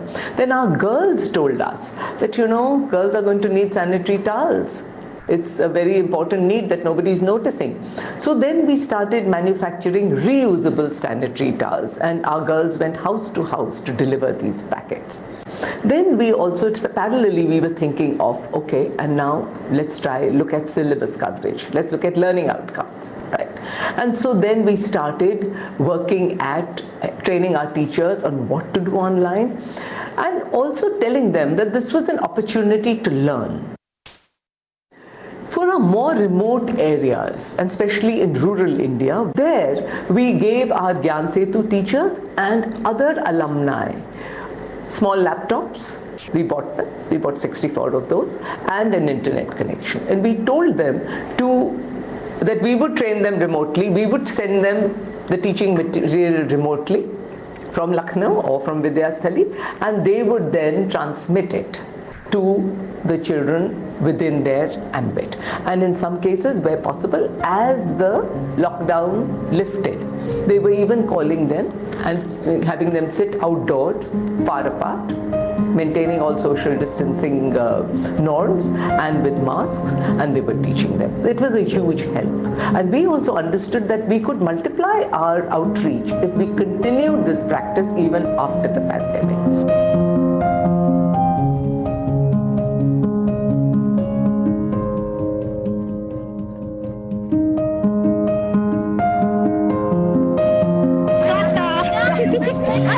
Thank you, Mona. Thank you, Mona. Thank you, Mona. Thank you, Mona. Thank you, Mona.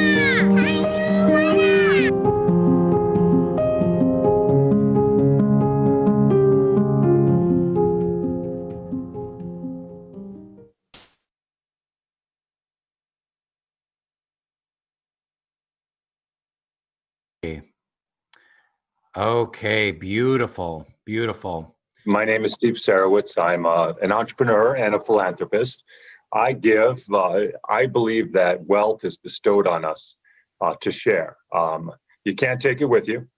And I believe that we're here on this earth to make a difference, to do what we can to make the world a better place. And wealth is one of those tools that can be used to make the world a better place. For me, I've never had a desire for material things. I've been blessed with great material wealth. And so for me, it's my desire to use that wealth to make the world a better place. My faith informs a lot of what I do with my philanthropy. I came to know the Mona Foundation through the Baha'i faith, through other Baha'is, particularly Rainn Wilson, who's a huge supporter of the Mona Foundation. And I'm friends with Rainn, and Rainn actually made a presentation to my family office, to myself and my wife. I've been wanting to give to the Mona Foundation for several years. I love the idea that the Mona Foundation, several things about the Mona Foundation, that it's a Baha'i-inspired organization, To me, that's extremely important. I love the fact that it's a spiritually based organization. In other words, that it's really running on spiritual values. My observation about philanthropy is, I've seen this over and over again, if it becomes solely material, even if it has the best of intentions, it fails and it breaks up, and it becomes a victim to all the material problems we have. It becomes a victim to infighting. It becomes a victim to ego, and people looking again for more material solutions.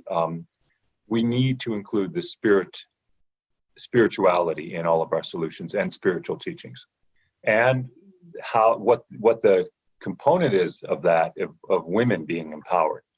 Humanity, according to the Baha'i writings, is like two wings of a bird. And for thousands of years, humanity has flown really off balance, and it's led to war and destruction. And it's time, finally, in the history of the world, for peace. I look at philanthropy, most philanthropy, as Band-Aid philanthropy. You see a cut, you put a Band-Aid on it. You never ask why there was the cut there in the first place. So the cut happens again, and you bandage it again, and you just keep repeating forever. And nothing improves. It improves a little bit because the cut with a Band-Aid on it is better until the next cut comes.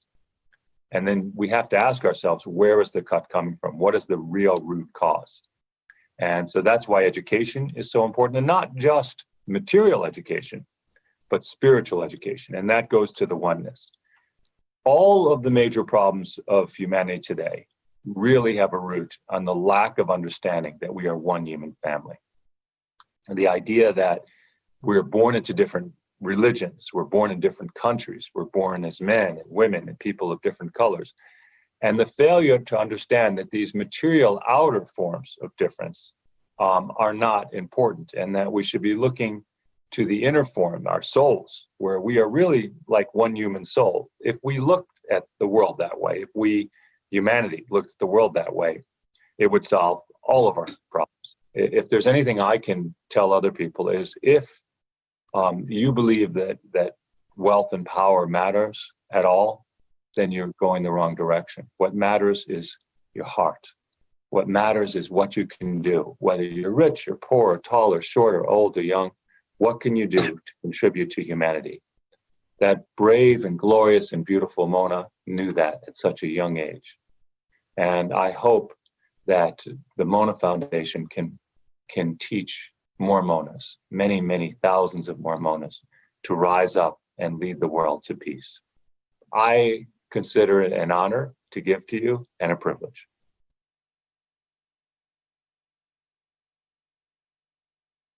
Wonderful.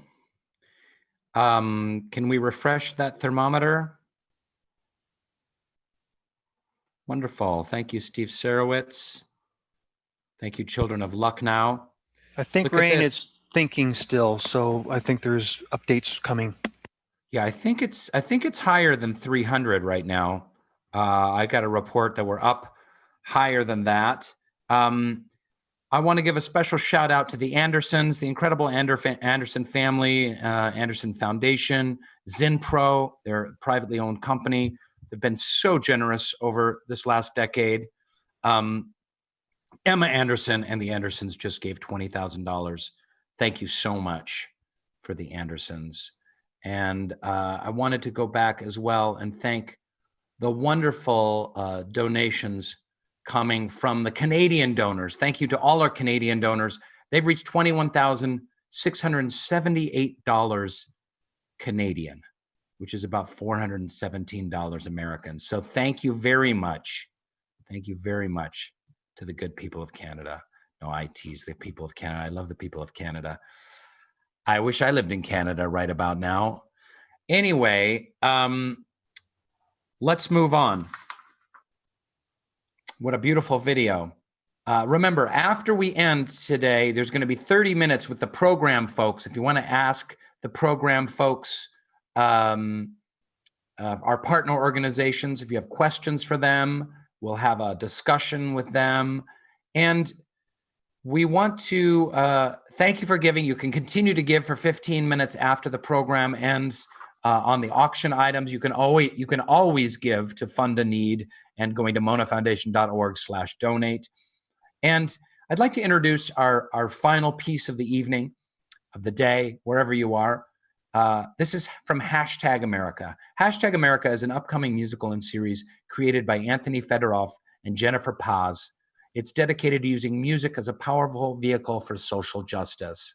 And it's a team of award-winning producers and cast, including Mona's very own member of their advisory board, Nava Galili.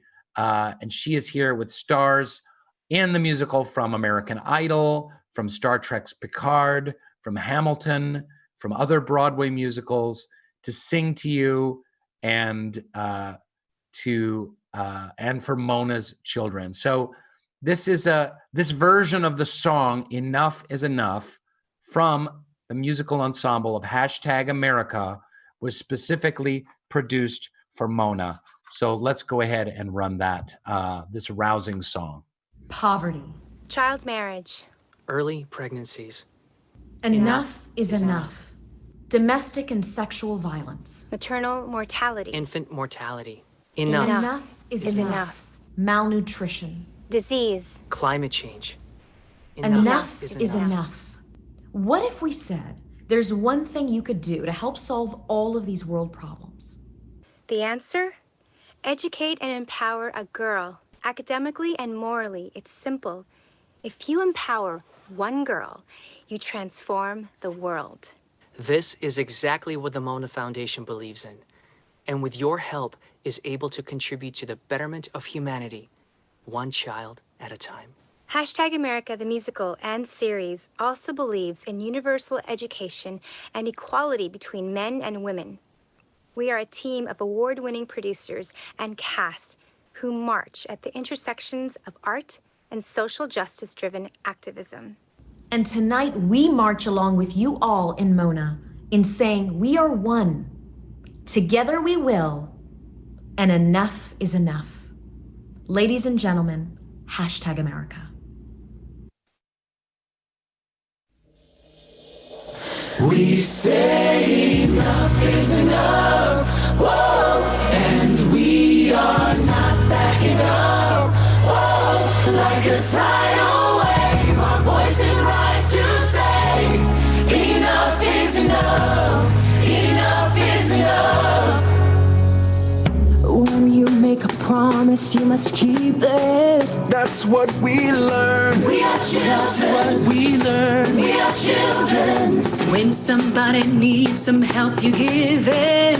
That's what we learn. We are children. That's what we learn. We are children. So stand up and fight, and put your weapons down. Put your weapons down. Rise up, new armies of light. For the time has finally come. We say enough is enough. Whoa, and we are not backing up. Whoa, like a tidal wave, our voices rise to say, enough is enough. Enough is enough. We say enough is enough.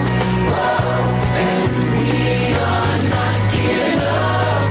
Whoa, the longer you ignore, the louder we will roar. Enough is enough. Enough is enough. Pulling one another from the darkness. That's who we are. Come together. That's who we are. Oh, dreamers who are destined to be boundless. That's who we are. Come together. That's who we are. So stand up and fight, and put your weapons down. Put your weapons down. Rise up, new armies of light. For the time has finally come. We say enough is enough. Whoa, and we are not backing up.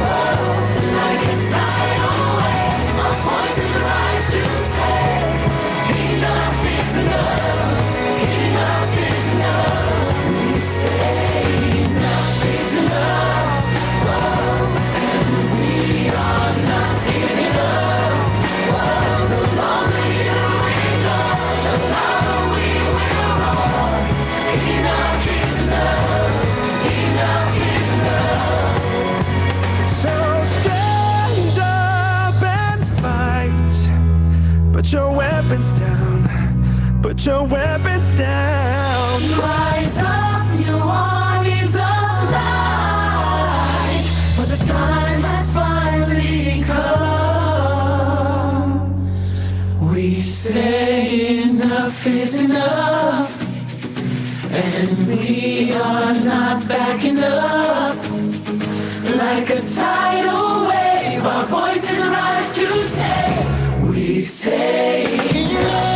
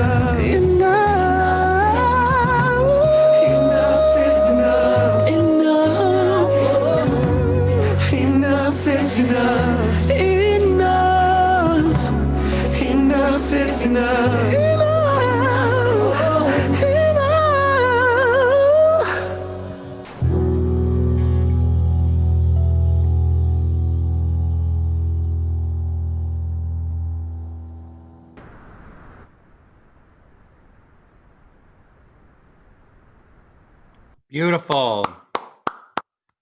Fantastic. Beautiful. Wonderful. Thank you.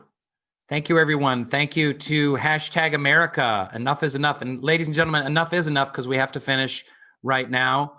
Boyd, do we have another view of the thermometer? Is it working? Is our donation thermometer working? Stand by. Do we have a Celsius version for our Canadian friends? Probably not. Oh, look at that. $317,000 raised of our $400,000 goal. I know that more bids can be trickling in on auction items for the next 15 minutes, and we will be continuing to take not in-kind donations, fund-a-need donations. So thank you so much for joining me. Thank you to the great Boyd, whose last name I can't pronounce, for doing the technical aspects, to Manaz and the entire board. Thank you again to the Anderson family and Zinpro for their incredible donation, and all of you for joining, taking time out of your very busy weekend to support Mona Foundation. Please tell your friends about it. Let's do this again really soon. What do you say? So please hang out if you'd like. We're going to have our partner organizations from all over the world remain and answer questions. Maybe Melina or Laura or Manaz will moderate the Q&A, but this is the end of our program. Thank you so much for coming. Much love to you all. And thank you, Mona. Bye-bye.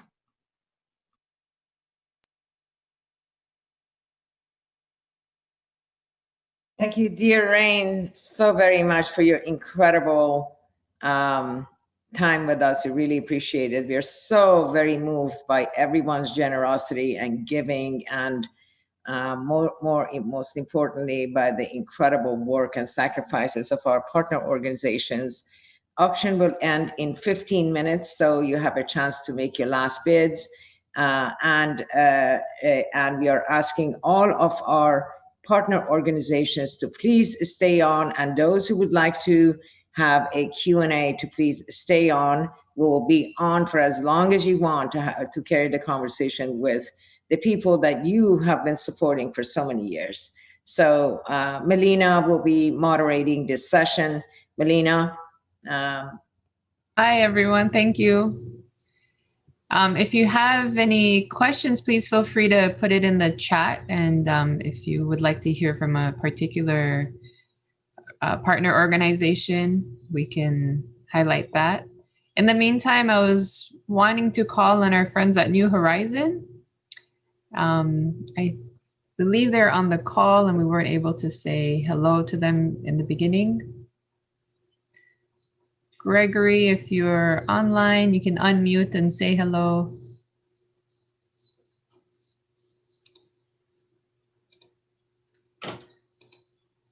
And if not, then perhaps we can see the friends at AdCam. I see there's quite a large group of friends from AdCam. Hello. Hi. Who do you have there with you? Hi, Melina. So How are you? We have here some people from the whole institution of AdCam. We have here Payman, there is the director. We have Ana Cristina, there is the pedagogical director. We have some students, we have some professors, we have the coordination, the pedagogical coordination. Please share with us, how are you managing through the COVID-19? The friends want to know how you're managing through the coronavirus pandemic. You're all...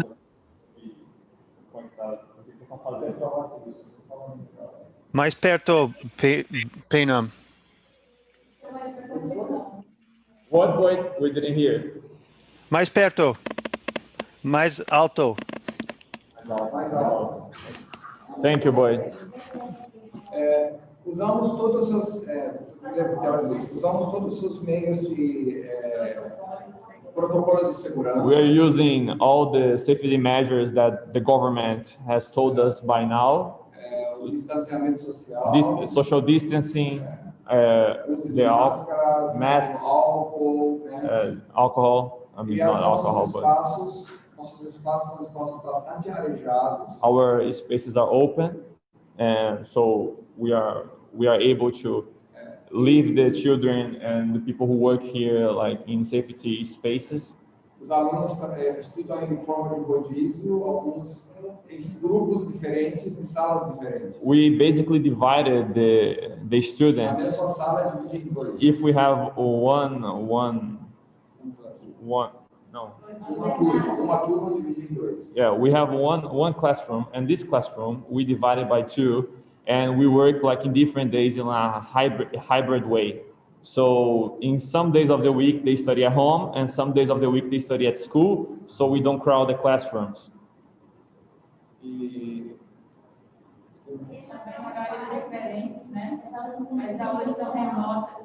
Vamos falar que o sistema é híbrido. Eu falei. A gente também está funcionando outro horário, com um grupo menor de alunos, tanto pela manhã como pela tarde. And we are working with a reduced number of students in the morning and in the afternoon, because before the pandemic hit, we were working just in the morning, and now we're working in the morning and the afternoon, so we can actually divide them and make it more safe for everyone that are here in the institution.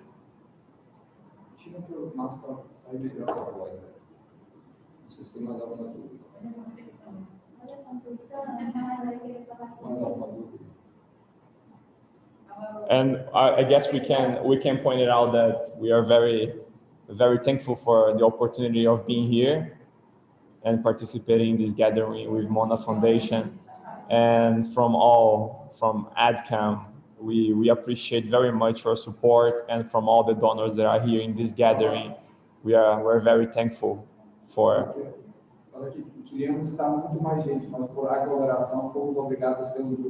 Yeah, we would like to have all the institution here to show to you guys how we actually are, but unfortunately with the restrictions that we have because of the pandemic, we are unable to be all here. But here you can see some of us, and we are very happy and glad, and we are so thankful for Mona for having us here and letting us speak to all of these amazing people that with all their generosity are helping to change lives around the world.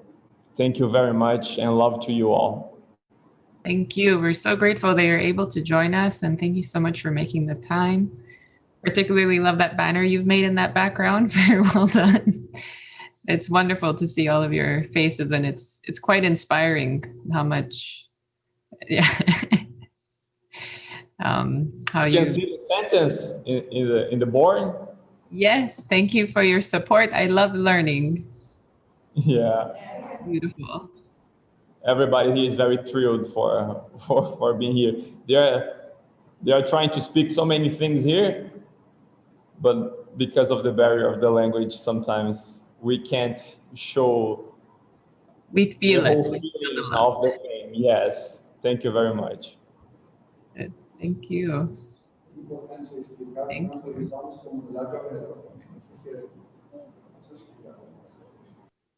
Now we have a request to hear from Miss Kim, if you're still on, from Sunflower Mission.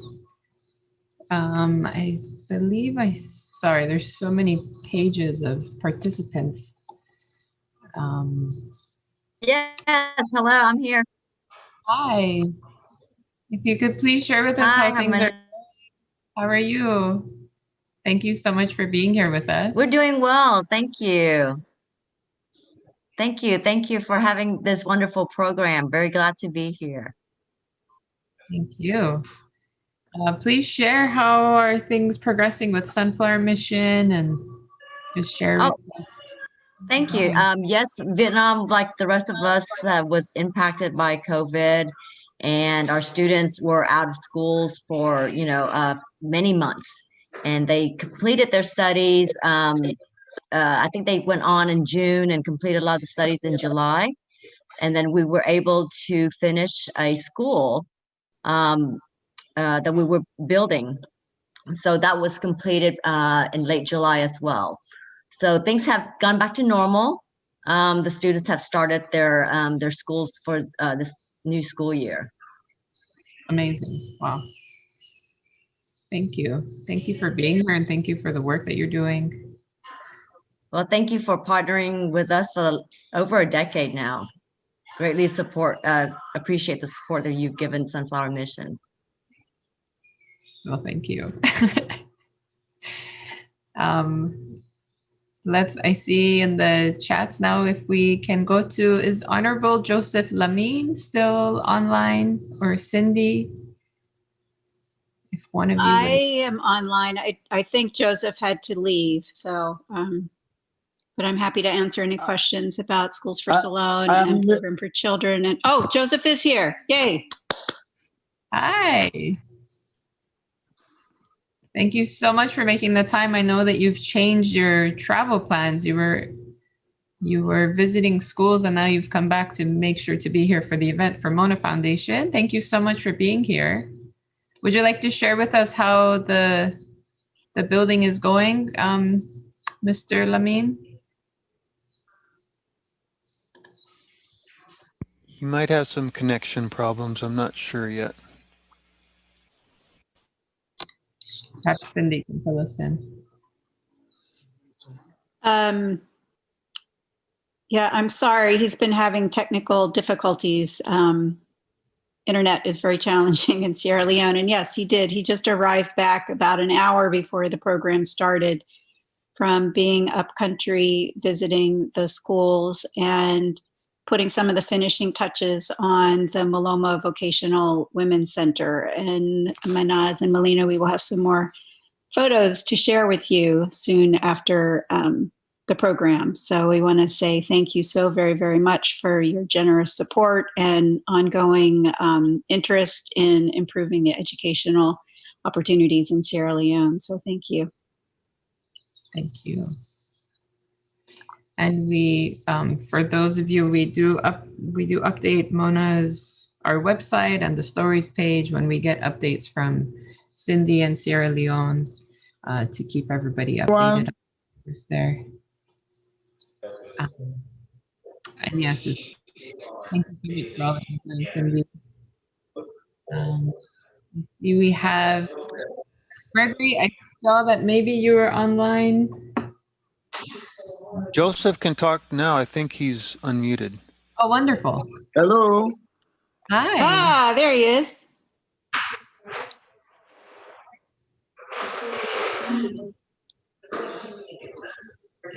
Joseph, You have the floor.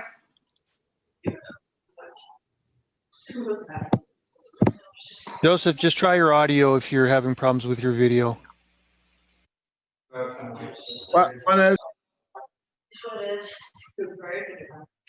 Okay, there you go. Now we hear you. Okay, all right. I want to thank you all, and I've been keenly listening to all the program. It's good to be here, and I've listened to it. It was very touching to me to see all those Andy grammar music and the hashtag American music. It was so touching for me. I want to share with you that what Muna has done in Sierra Leone. First, it's helped the girls, children from walking 8 to 7 miles one way to junior secondary school. And after that, now Muna has also sponsored the VogueTech for women. I was so happy on Monday when I was in the school, the VogueTech in Coribondo. I saw all those women, some with their baby, some with pregnancy, and the slogan is "No one is left behind." And they were there, with their children, and they were learning.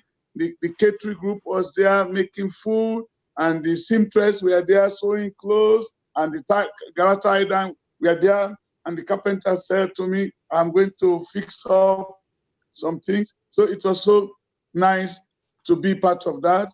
And I want to also share this with Mona Foundation and the entire group, Schools for Salon, that finally deliver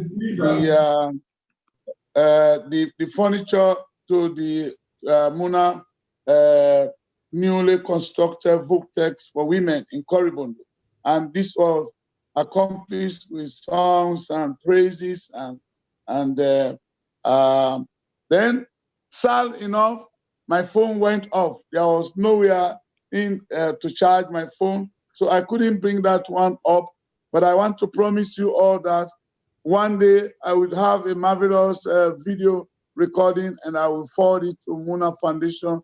Once again, I want to say to you, thank you for teaming up with us in Sierra Leone, West Africa, that we feel belong, we feel part of this family, and the women and the children who are benefiting from your sponsorship, to all your educational support. You are empowering them.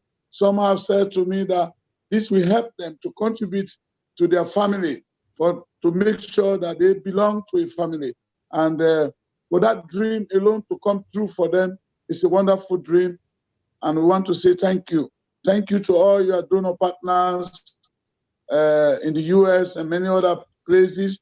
I had people donating from Canada, and I'm sure you will have support from other parts of the world. So I want to say thank you for this team, for putting all this technology together.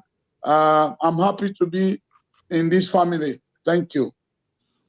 Thank you. We're so happy to have you. Thank you for your perseverance and all of everything that you do. Thank you so much for making that time to be with us today. We really appreciate it. We're going to try one more time to go to our dear friends in Haiti. Hello. Hello. Can you hear us? Yes. Oh, great. Wonderful. Welcome. Please share with us how are the friends doing at New Horizon? How are you coping? You have the floor. Yeah. Thank you for the programs. It's really wonderful. So thank you very much. In New Horizon, we was closed the school for the COVID, but now we are open, and the students come, and we try to finish the year, and then in November we will open the new school year.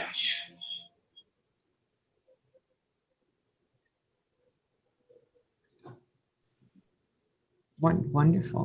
So very happy to hear from New Horizon and Haiti about November. So Gregory, is Mr. Martineau and the children are healthy and you're starting the school in Haiti in November? We started in August. In August? We finished the past year. Yes. We start with a new year on November. With the new year in November. I'm very, very happy to hear. Congratulations. You really have gone through a lot in the past several years, and we are thrilled to see you open up again. I'm very, very happy to hear. Please send us pictures, Gregory. We'd love to see everyone. Thank you.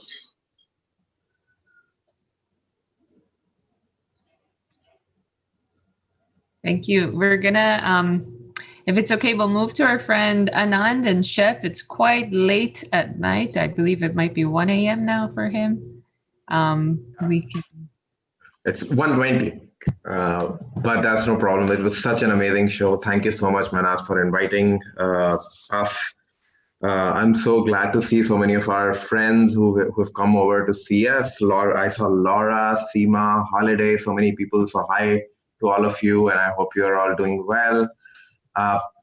Before I say anything, I just feel like I have to just go out and commend Mona Foundation, in the sense that I feel that it's just like a very good relationship. I mean, quite literally a relationship where like there are two partners, and we don't have to constantly think of it's more of a partnership than just accountability kind of a relationship, which is very hard to find.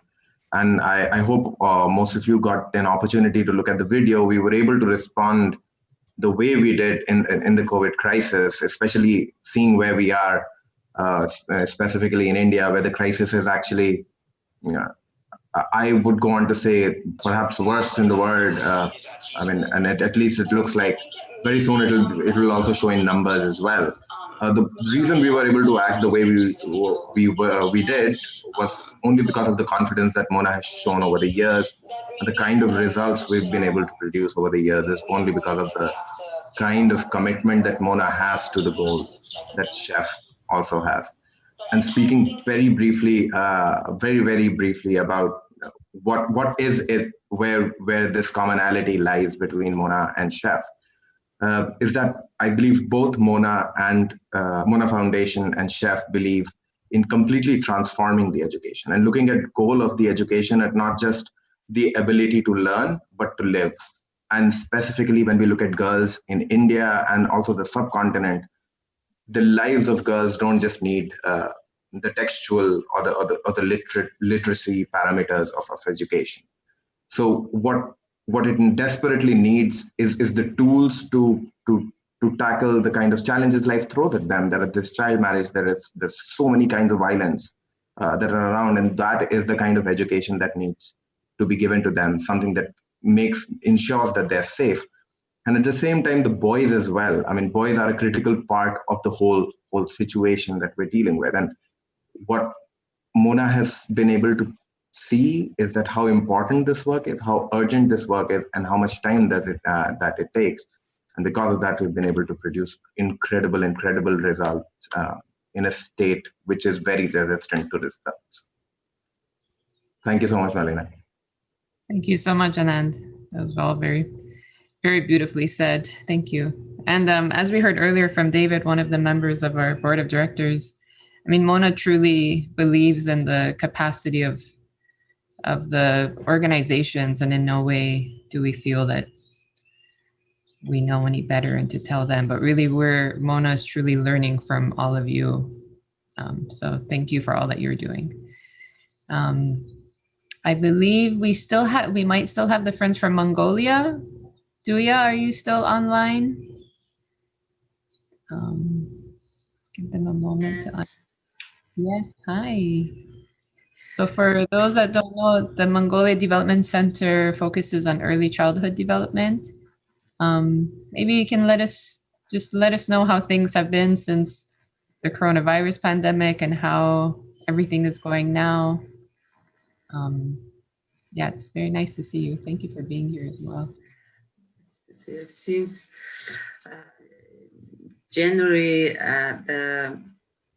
the whole month, February, end of the January, we had this quarantine and all these kindergarten schools, and everybody had to work from the home, and so our teachers started by their initiatives. They started doing online video classes. So it was in the even they try to help children, parents, contact parents, and to constantly try to help the parents. But now the time is Mongolia. Within Mongolia, there is no virus, so we have now normal routines in schools, and school and kindergartens are started normally this beginning of this month. From starting the September was it was kind of half. Like very few hours in the every this class is also divided only 20 children can once can have classes in the classroom. So but now everything is becoming normal. So also, we are very thankful to Mona Foundation for all this continuous support, and thank you for all the people who are supporting our work.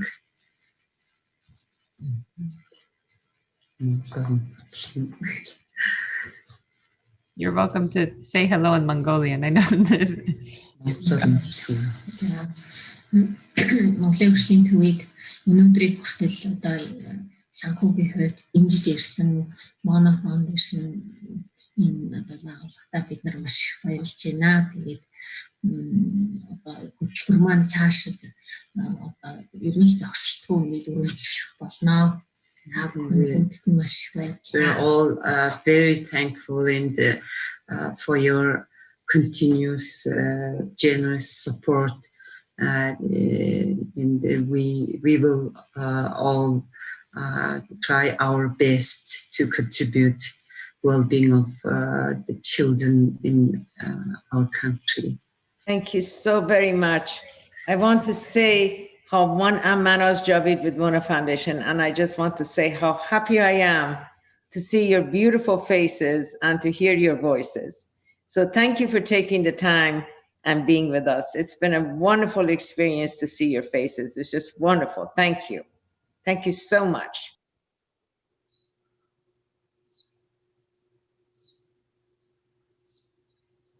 We're getting quite close to the goal.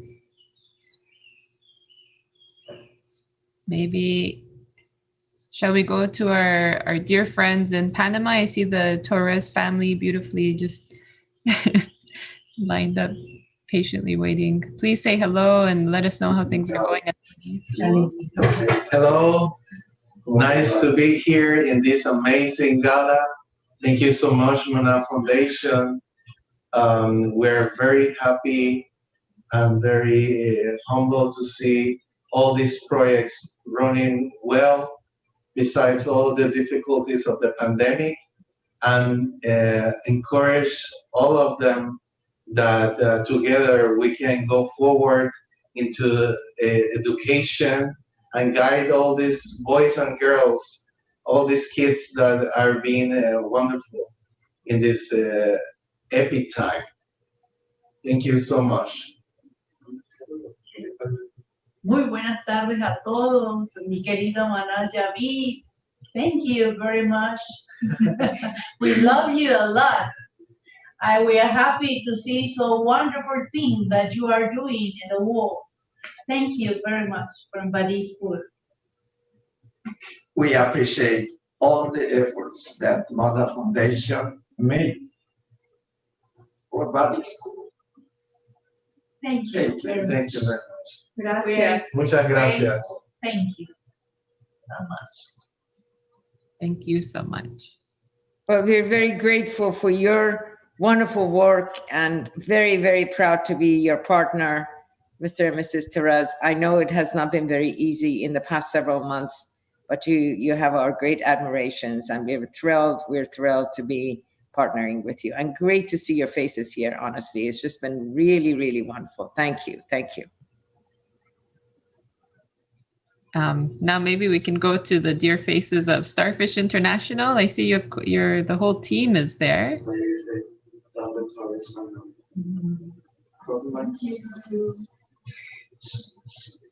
Mom Yassine, or if others at Starfish would like to share some words with us.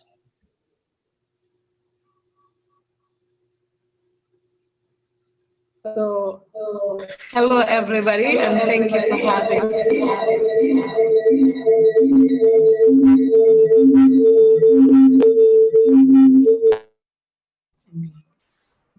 I would like to say a whole lot, but Mama Kujabi, who runs the Skill Center, is here, and she left her home and came to the center just so she could see this and experience it.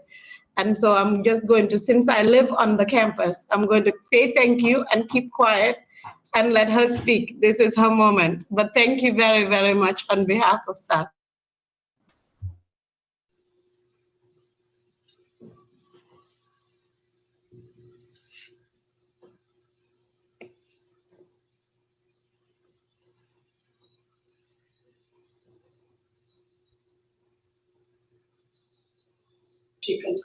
Speak again. Go ahead. Thank you very much. It's a pleasure to see you all, and I'm happy for the great work that you are doing. We really work hard, even how difficult it is, but we really work hard and we're able to make masks and so helping the community, giving them masks to help themselves.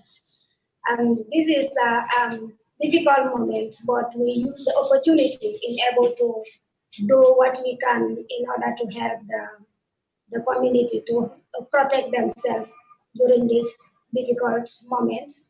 And the Skill Center, we are doing registration right now to register new students that are coming, because a lot of students are hanging around asking for the registration. So we are working on it. We are really happy to be with you people. I can express it. We are really, really happy. Thank you very much. Thank you very much. Do you mind sharing a few words of what the Skill Center does, what you teach, what you do there?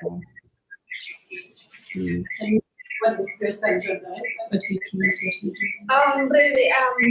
we teach tailoring and hairdressing, hotel management.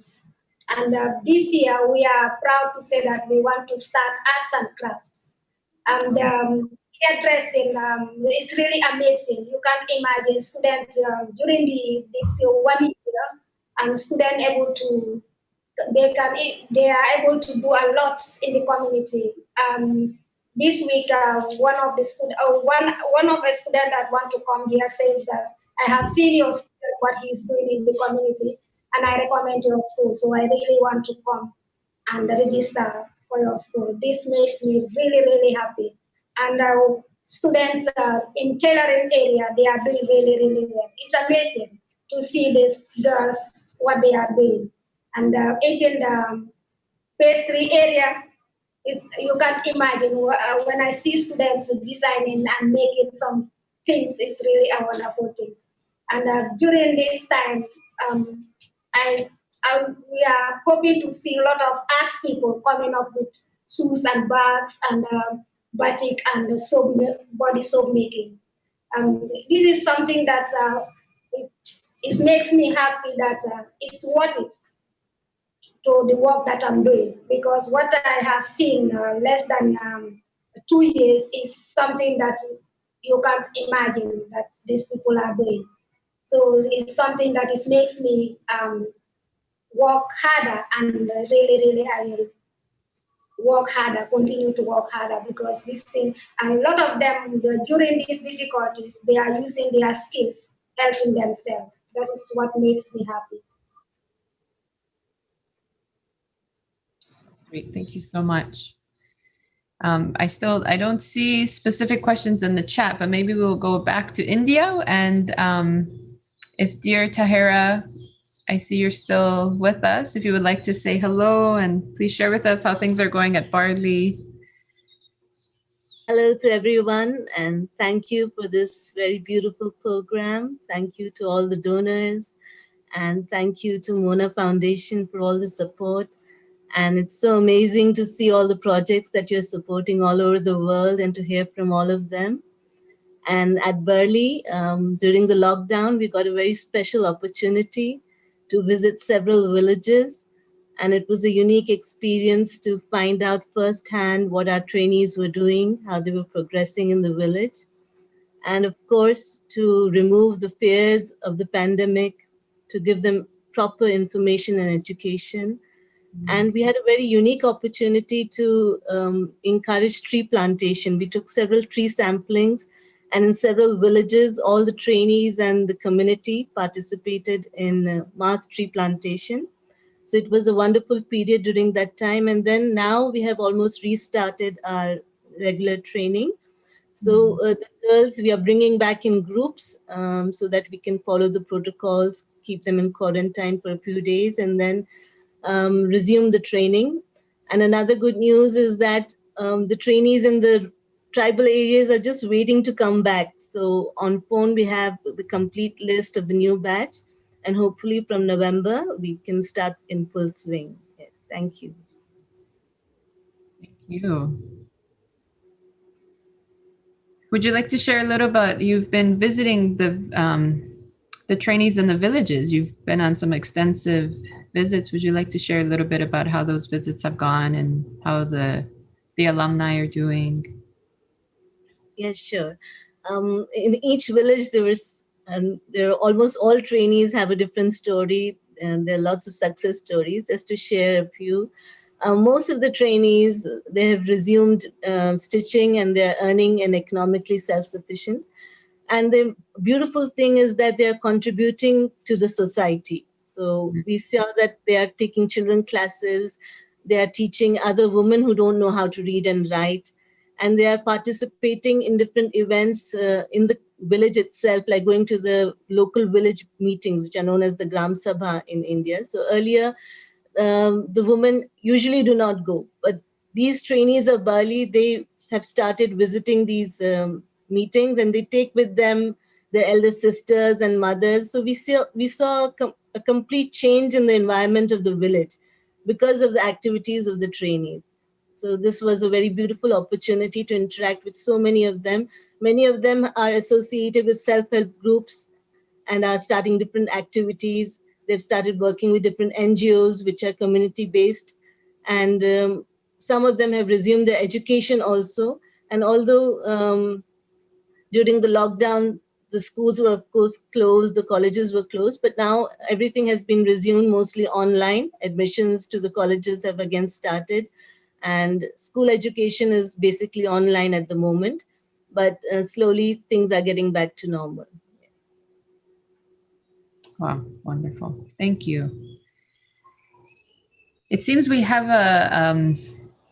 another guest of New Horizon School. We have one of the students that has brought her violin and has been eagerly wishing to share a piece of music with us. If it's all right, we will go back to Haiti, and we'll hear this musical piece, and then I think we will, unless there's other questions. Hi everyone, my name is Munire. Today I will play a music for you to thank the moon aspirations.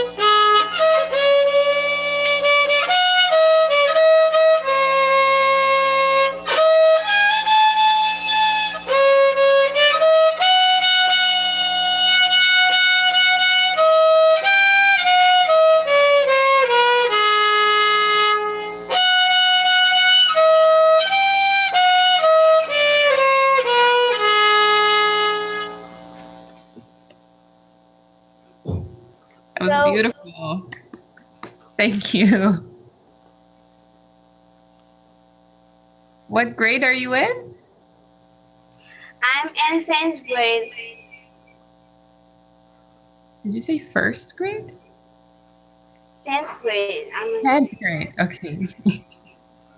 Amazing. That was beautiful. Thank you so much for sharing and being with us, Munire. Okay, thank you. We do have one question this is for any of the programs I would like to answer. The question is, how do you feel gender equality has progressed in your communities the past years? And how do you feel that your program has contributed to moving the needle to progress gender equality, specifically towards cultural attitudes and changes in social movement?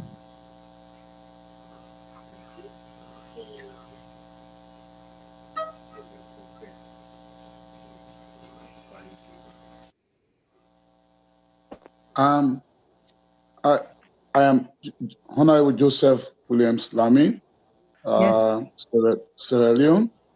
One of my top priority before being a member of parliament, and I have been working on over the 30 years in Sierra Leone, is to see how the participation of women and men coming together to put their ideas together to move forward. And I believe that we have a great light almost out of the tunnel in Sierra Leone, with also the coming of our First Lady, Mrs. Fatima Bio, Her Excellency, the First Lady of Sierra Leone. There's a turning point in Sierra Leone, and we adding our voice to it, like empowering the women in our vocational institute, and for making them to contribute to a national bread basket, and also for them to have a place in society. It's a big achievement, and I believe that Sierra Leone is making a progress to that, with also the enactment of gender-based violence and domestic violence, and on violence against women. We have enacted all this law in parliament, and it's being preached out in different communities. I believe certainly that we are making a progress, and it's a very big achievement for us in this part of the world. And I believe that in the very close future, that that gap that has existed between men and women, they will be seated in the kitchen, they will be only restricted in the classroom to be a teacher. It's no longer like that. During this weekend, to be specific, on Saturday, there was a big formal presentation and of a female lady who is appointed as a Deputy Minister of Mines and Mineral Resources, and we took her to our village. You could see that big celebration. You could see the smiles on the faces of the women. And all the women in that village, they were so happy to see a queen coming back to the village, coming back to our village with all this. So I believe we are making a progress. And we want to thank Mona for adding the voice to it, especially with the folk tech in Koribondo, in the southern province of Sierra Leone, West Africa. We say thank you to you. Thank you.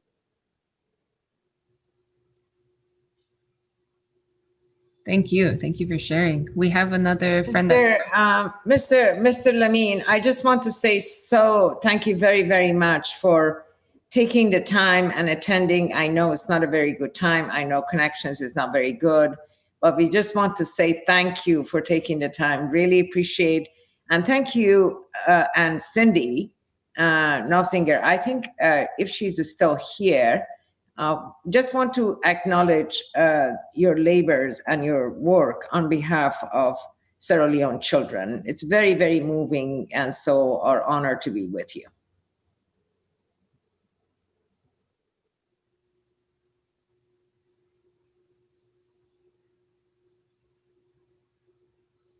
Thank you. We had a friend at Starfish that would also like to respond to the question on gender equality. So please go ahead. Yeah. Hello, everyone. My name is Fatubata Jete, and I am a mentor at Starfish International. I was interested in the question because I think I feel like a testimony, when it comes to how gender equity has really progressed in my community. And I had the Honorable talking about, the Sierra Leone's First Lady, who we are really proud to say is also a Gambian, actually. And as a country, I think we've gone really far.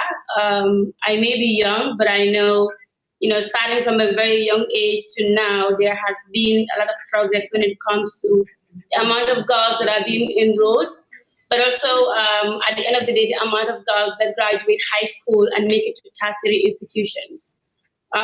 So definitely, I think there has been progress. But when it comes to Starfish, for me, I think one of the distinguished features of our service that really uplift girls is the mentorship program. And I know for me personally, when I joined the program 10 years ago, one of the things that really made me believe in myself as a girl was seeing the co-founder, who is Mam Yasin, knowing that she was a Gambian, she was born and raised in the Gambia, and then she came back and was doing so much, was a kind of like an affirmation for me to see a living example of a female in front of me who is breaking barriers and coming back to her community, to serve without expecting anything in return. And so part of our community library program is the mentorship program, which gives high school students, particularly girls, the opportunity to come back to their community and to show community members what girls can do. And as they do this, they mentor 13-year-olds, 14-year-olds, who, as they go into school, go back into their communities to basically implement community health clinics, mobile libraries, sensitizations. And so from a very young age, the community is exposed to the power of girls and what girls can do when you educate them. And so I think this is one of our activities that has really kind of like fueled what we are trying to do when it comes to uplifting girls in our communities.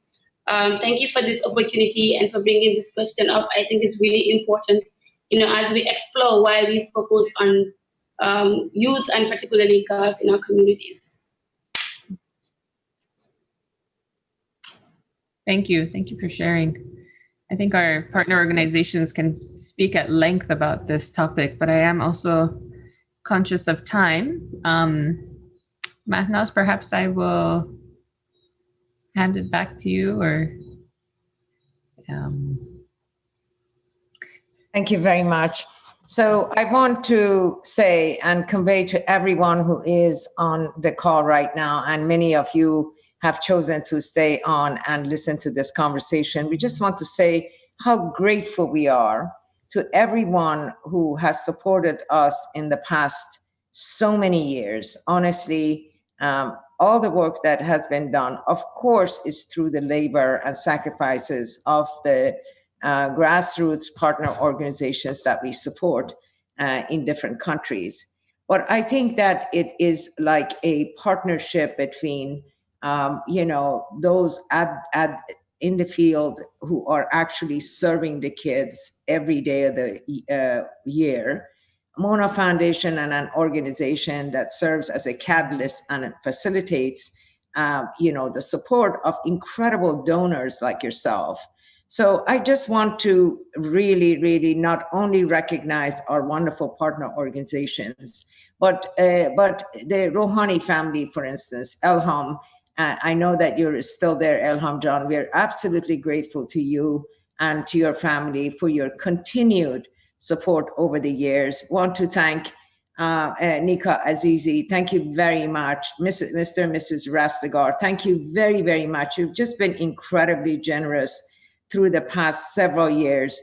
And without your support, Tanya, our wonderful, beautiful young advisory board, Parveen and Mr. Bakhtiar, I cannot tell you how grateful we are. Lauren Davison, my goodness, from LA area, and her beautiful girl, Patty, yourself. I can name each one on this broadcast, that without yourself, the work of Mona Foundation, it's not possible. You make our work possible, and you really are the ones that are supporting these wonderful, incredible organizations and their thousands of students, during these very, very difficult times. In one organization alone, as a chef, Dr. Urvashi mentioned, in India, our activities in the past 6 months have helped 163,000 people that have been served one way or another, whether by providing them masks, by providing them food, by providing them access to education. I mean, we bought them cell phones, computers, whatever that they have needed to make sure that their incredible efforts are sustained. And I think that that is our goal. Our goal is that regardless of the circumstances outside our world, regardless of all the difficulties that we are experiencing everywhere, that we will stay with our partner organizations. We will continue supporting these wonderful, wonderful partners that we have, because we absolutely believe in their work, and we absolutely believe that they're not only changing the lives of their individuals, but they're changing the lives of the communities in which they live. To us, the impact of every educated person is another 10 people leading a better life. So I want to thank every one of you on this call for your continued support, and ask you to please stay with us. We have incredible work in front of us, and we count on each one of you to say prayers for us, to keep us in your thoughts, to share our message with others who are interested, and to help us continue our efforts. Again, thank you very, very much. I want to recognize Mona staff, Melina Rajai, our Senior Program Officer, Laura Bearwolf, our Operational Lead, Keith Garrick, our wonderful, wonderful Executive Account Manager who's doing all of our data processing, and everything else, really, really my right hand in the office, for their incredible efforts. I want to recognize Rainn and his 12 years of dedicated work in support of Mona, and of course, our newly found friend, Boyd, who managed and helped us through this virtual environment. We, as you know, we also stream live on Facebook and YouTube, and our wonderful staff members, Trina Quinn and husband John, we're managing that. We will be, we have recorded the sessions, and we will send you a link of the link following this. We will send you the link following when this program is ended. So thank you very much, everyone, for attending. Thank you, partner organizations from India, from Haiti, from Mongolia, from Panama, from Brazil, from Sierra Leone, from Vietnam, all corners of the globe that we've had the pleasure of supporting. So thank you very much for joining us. And please remember, keep us in your thoughts and prayers. Goodbye, everyone. Thank you. Thank you, everyone.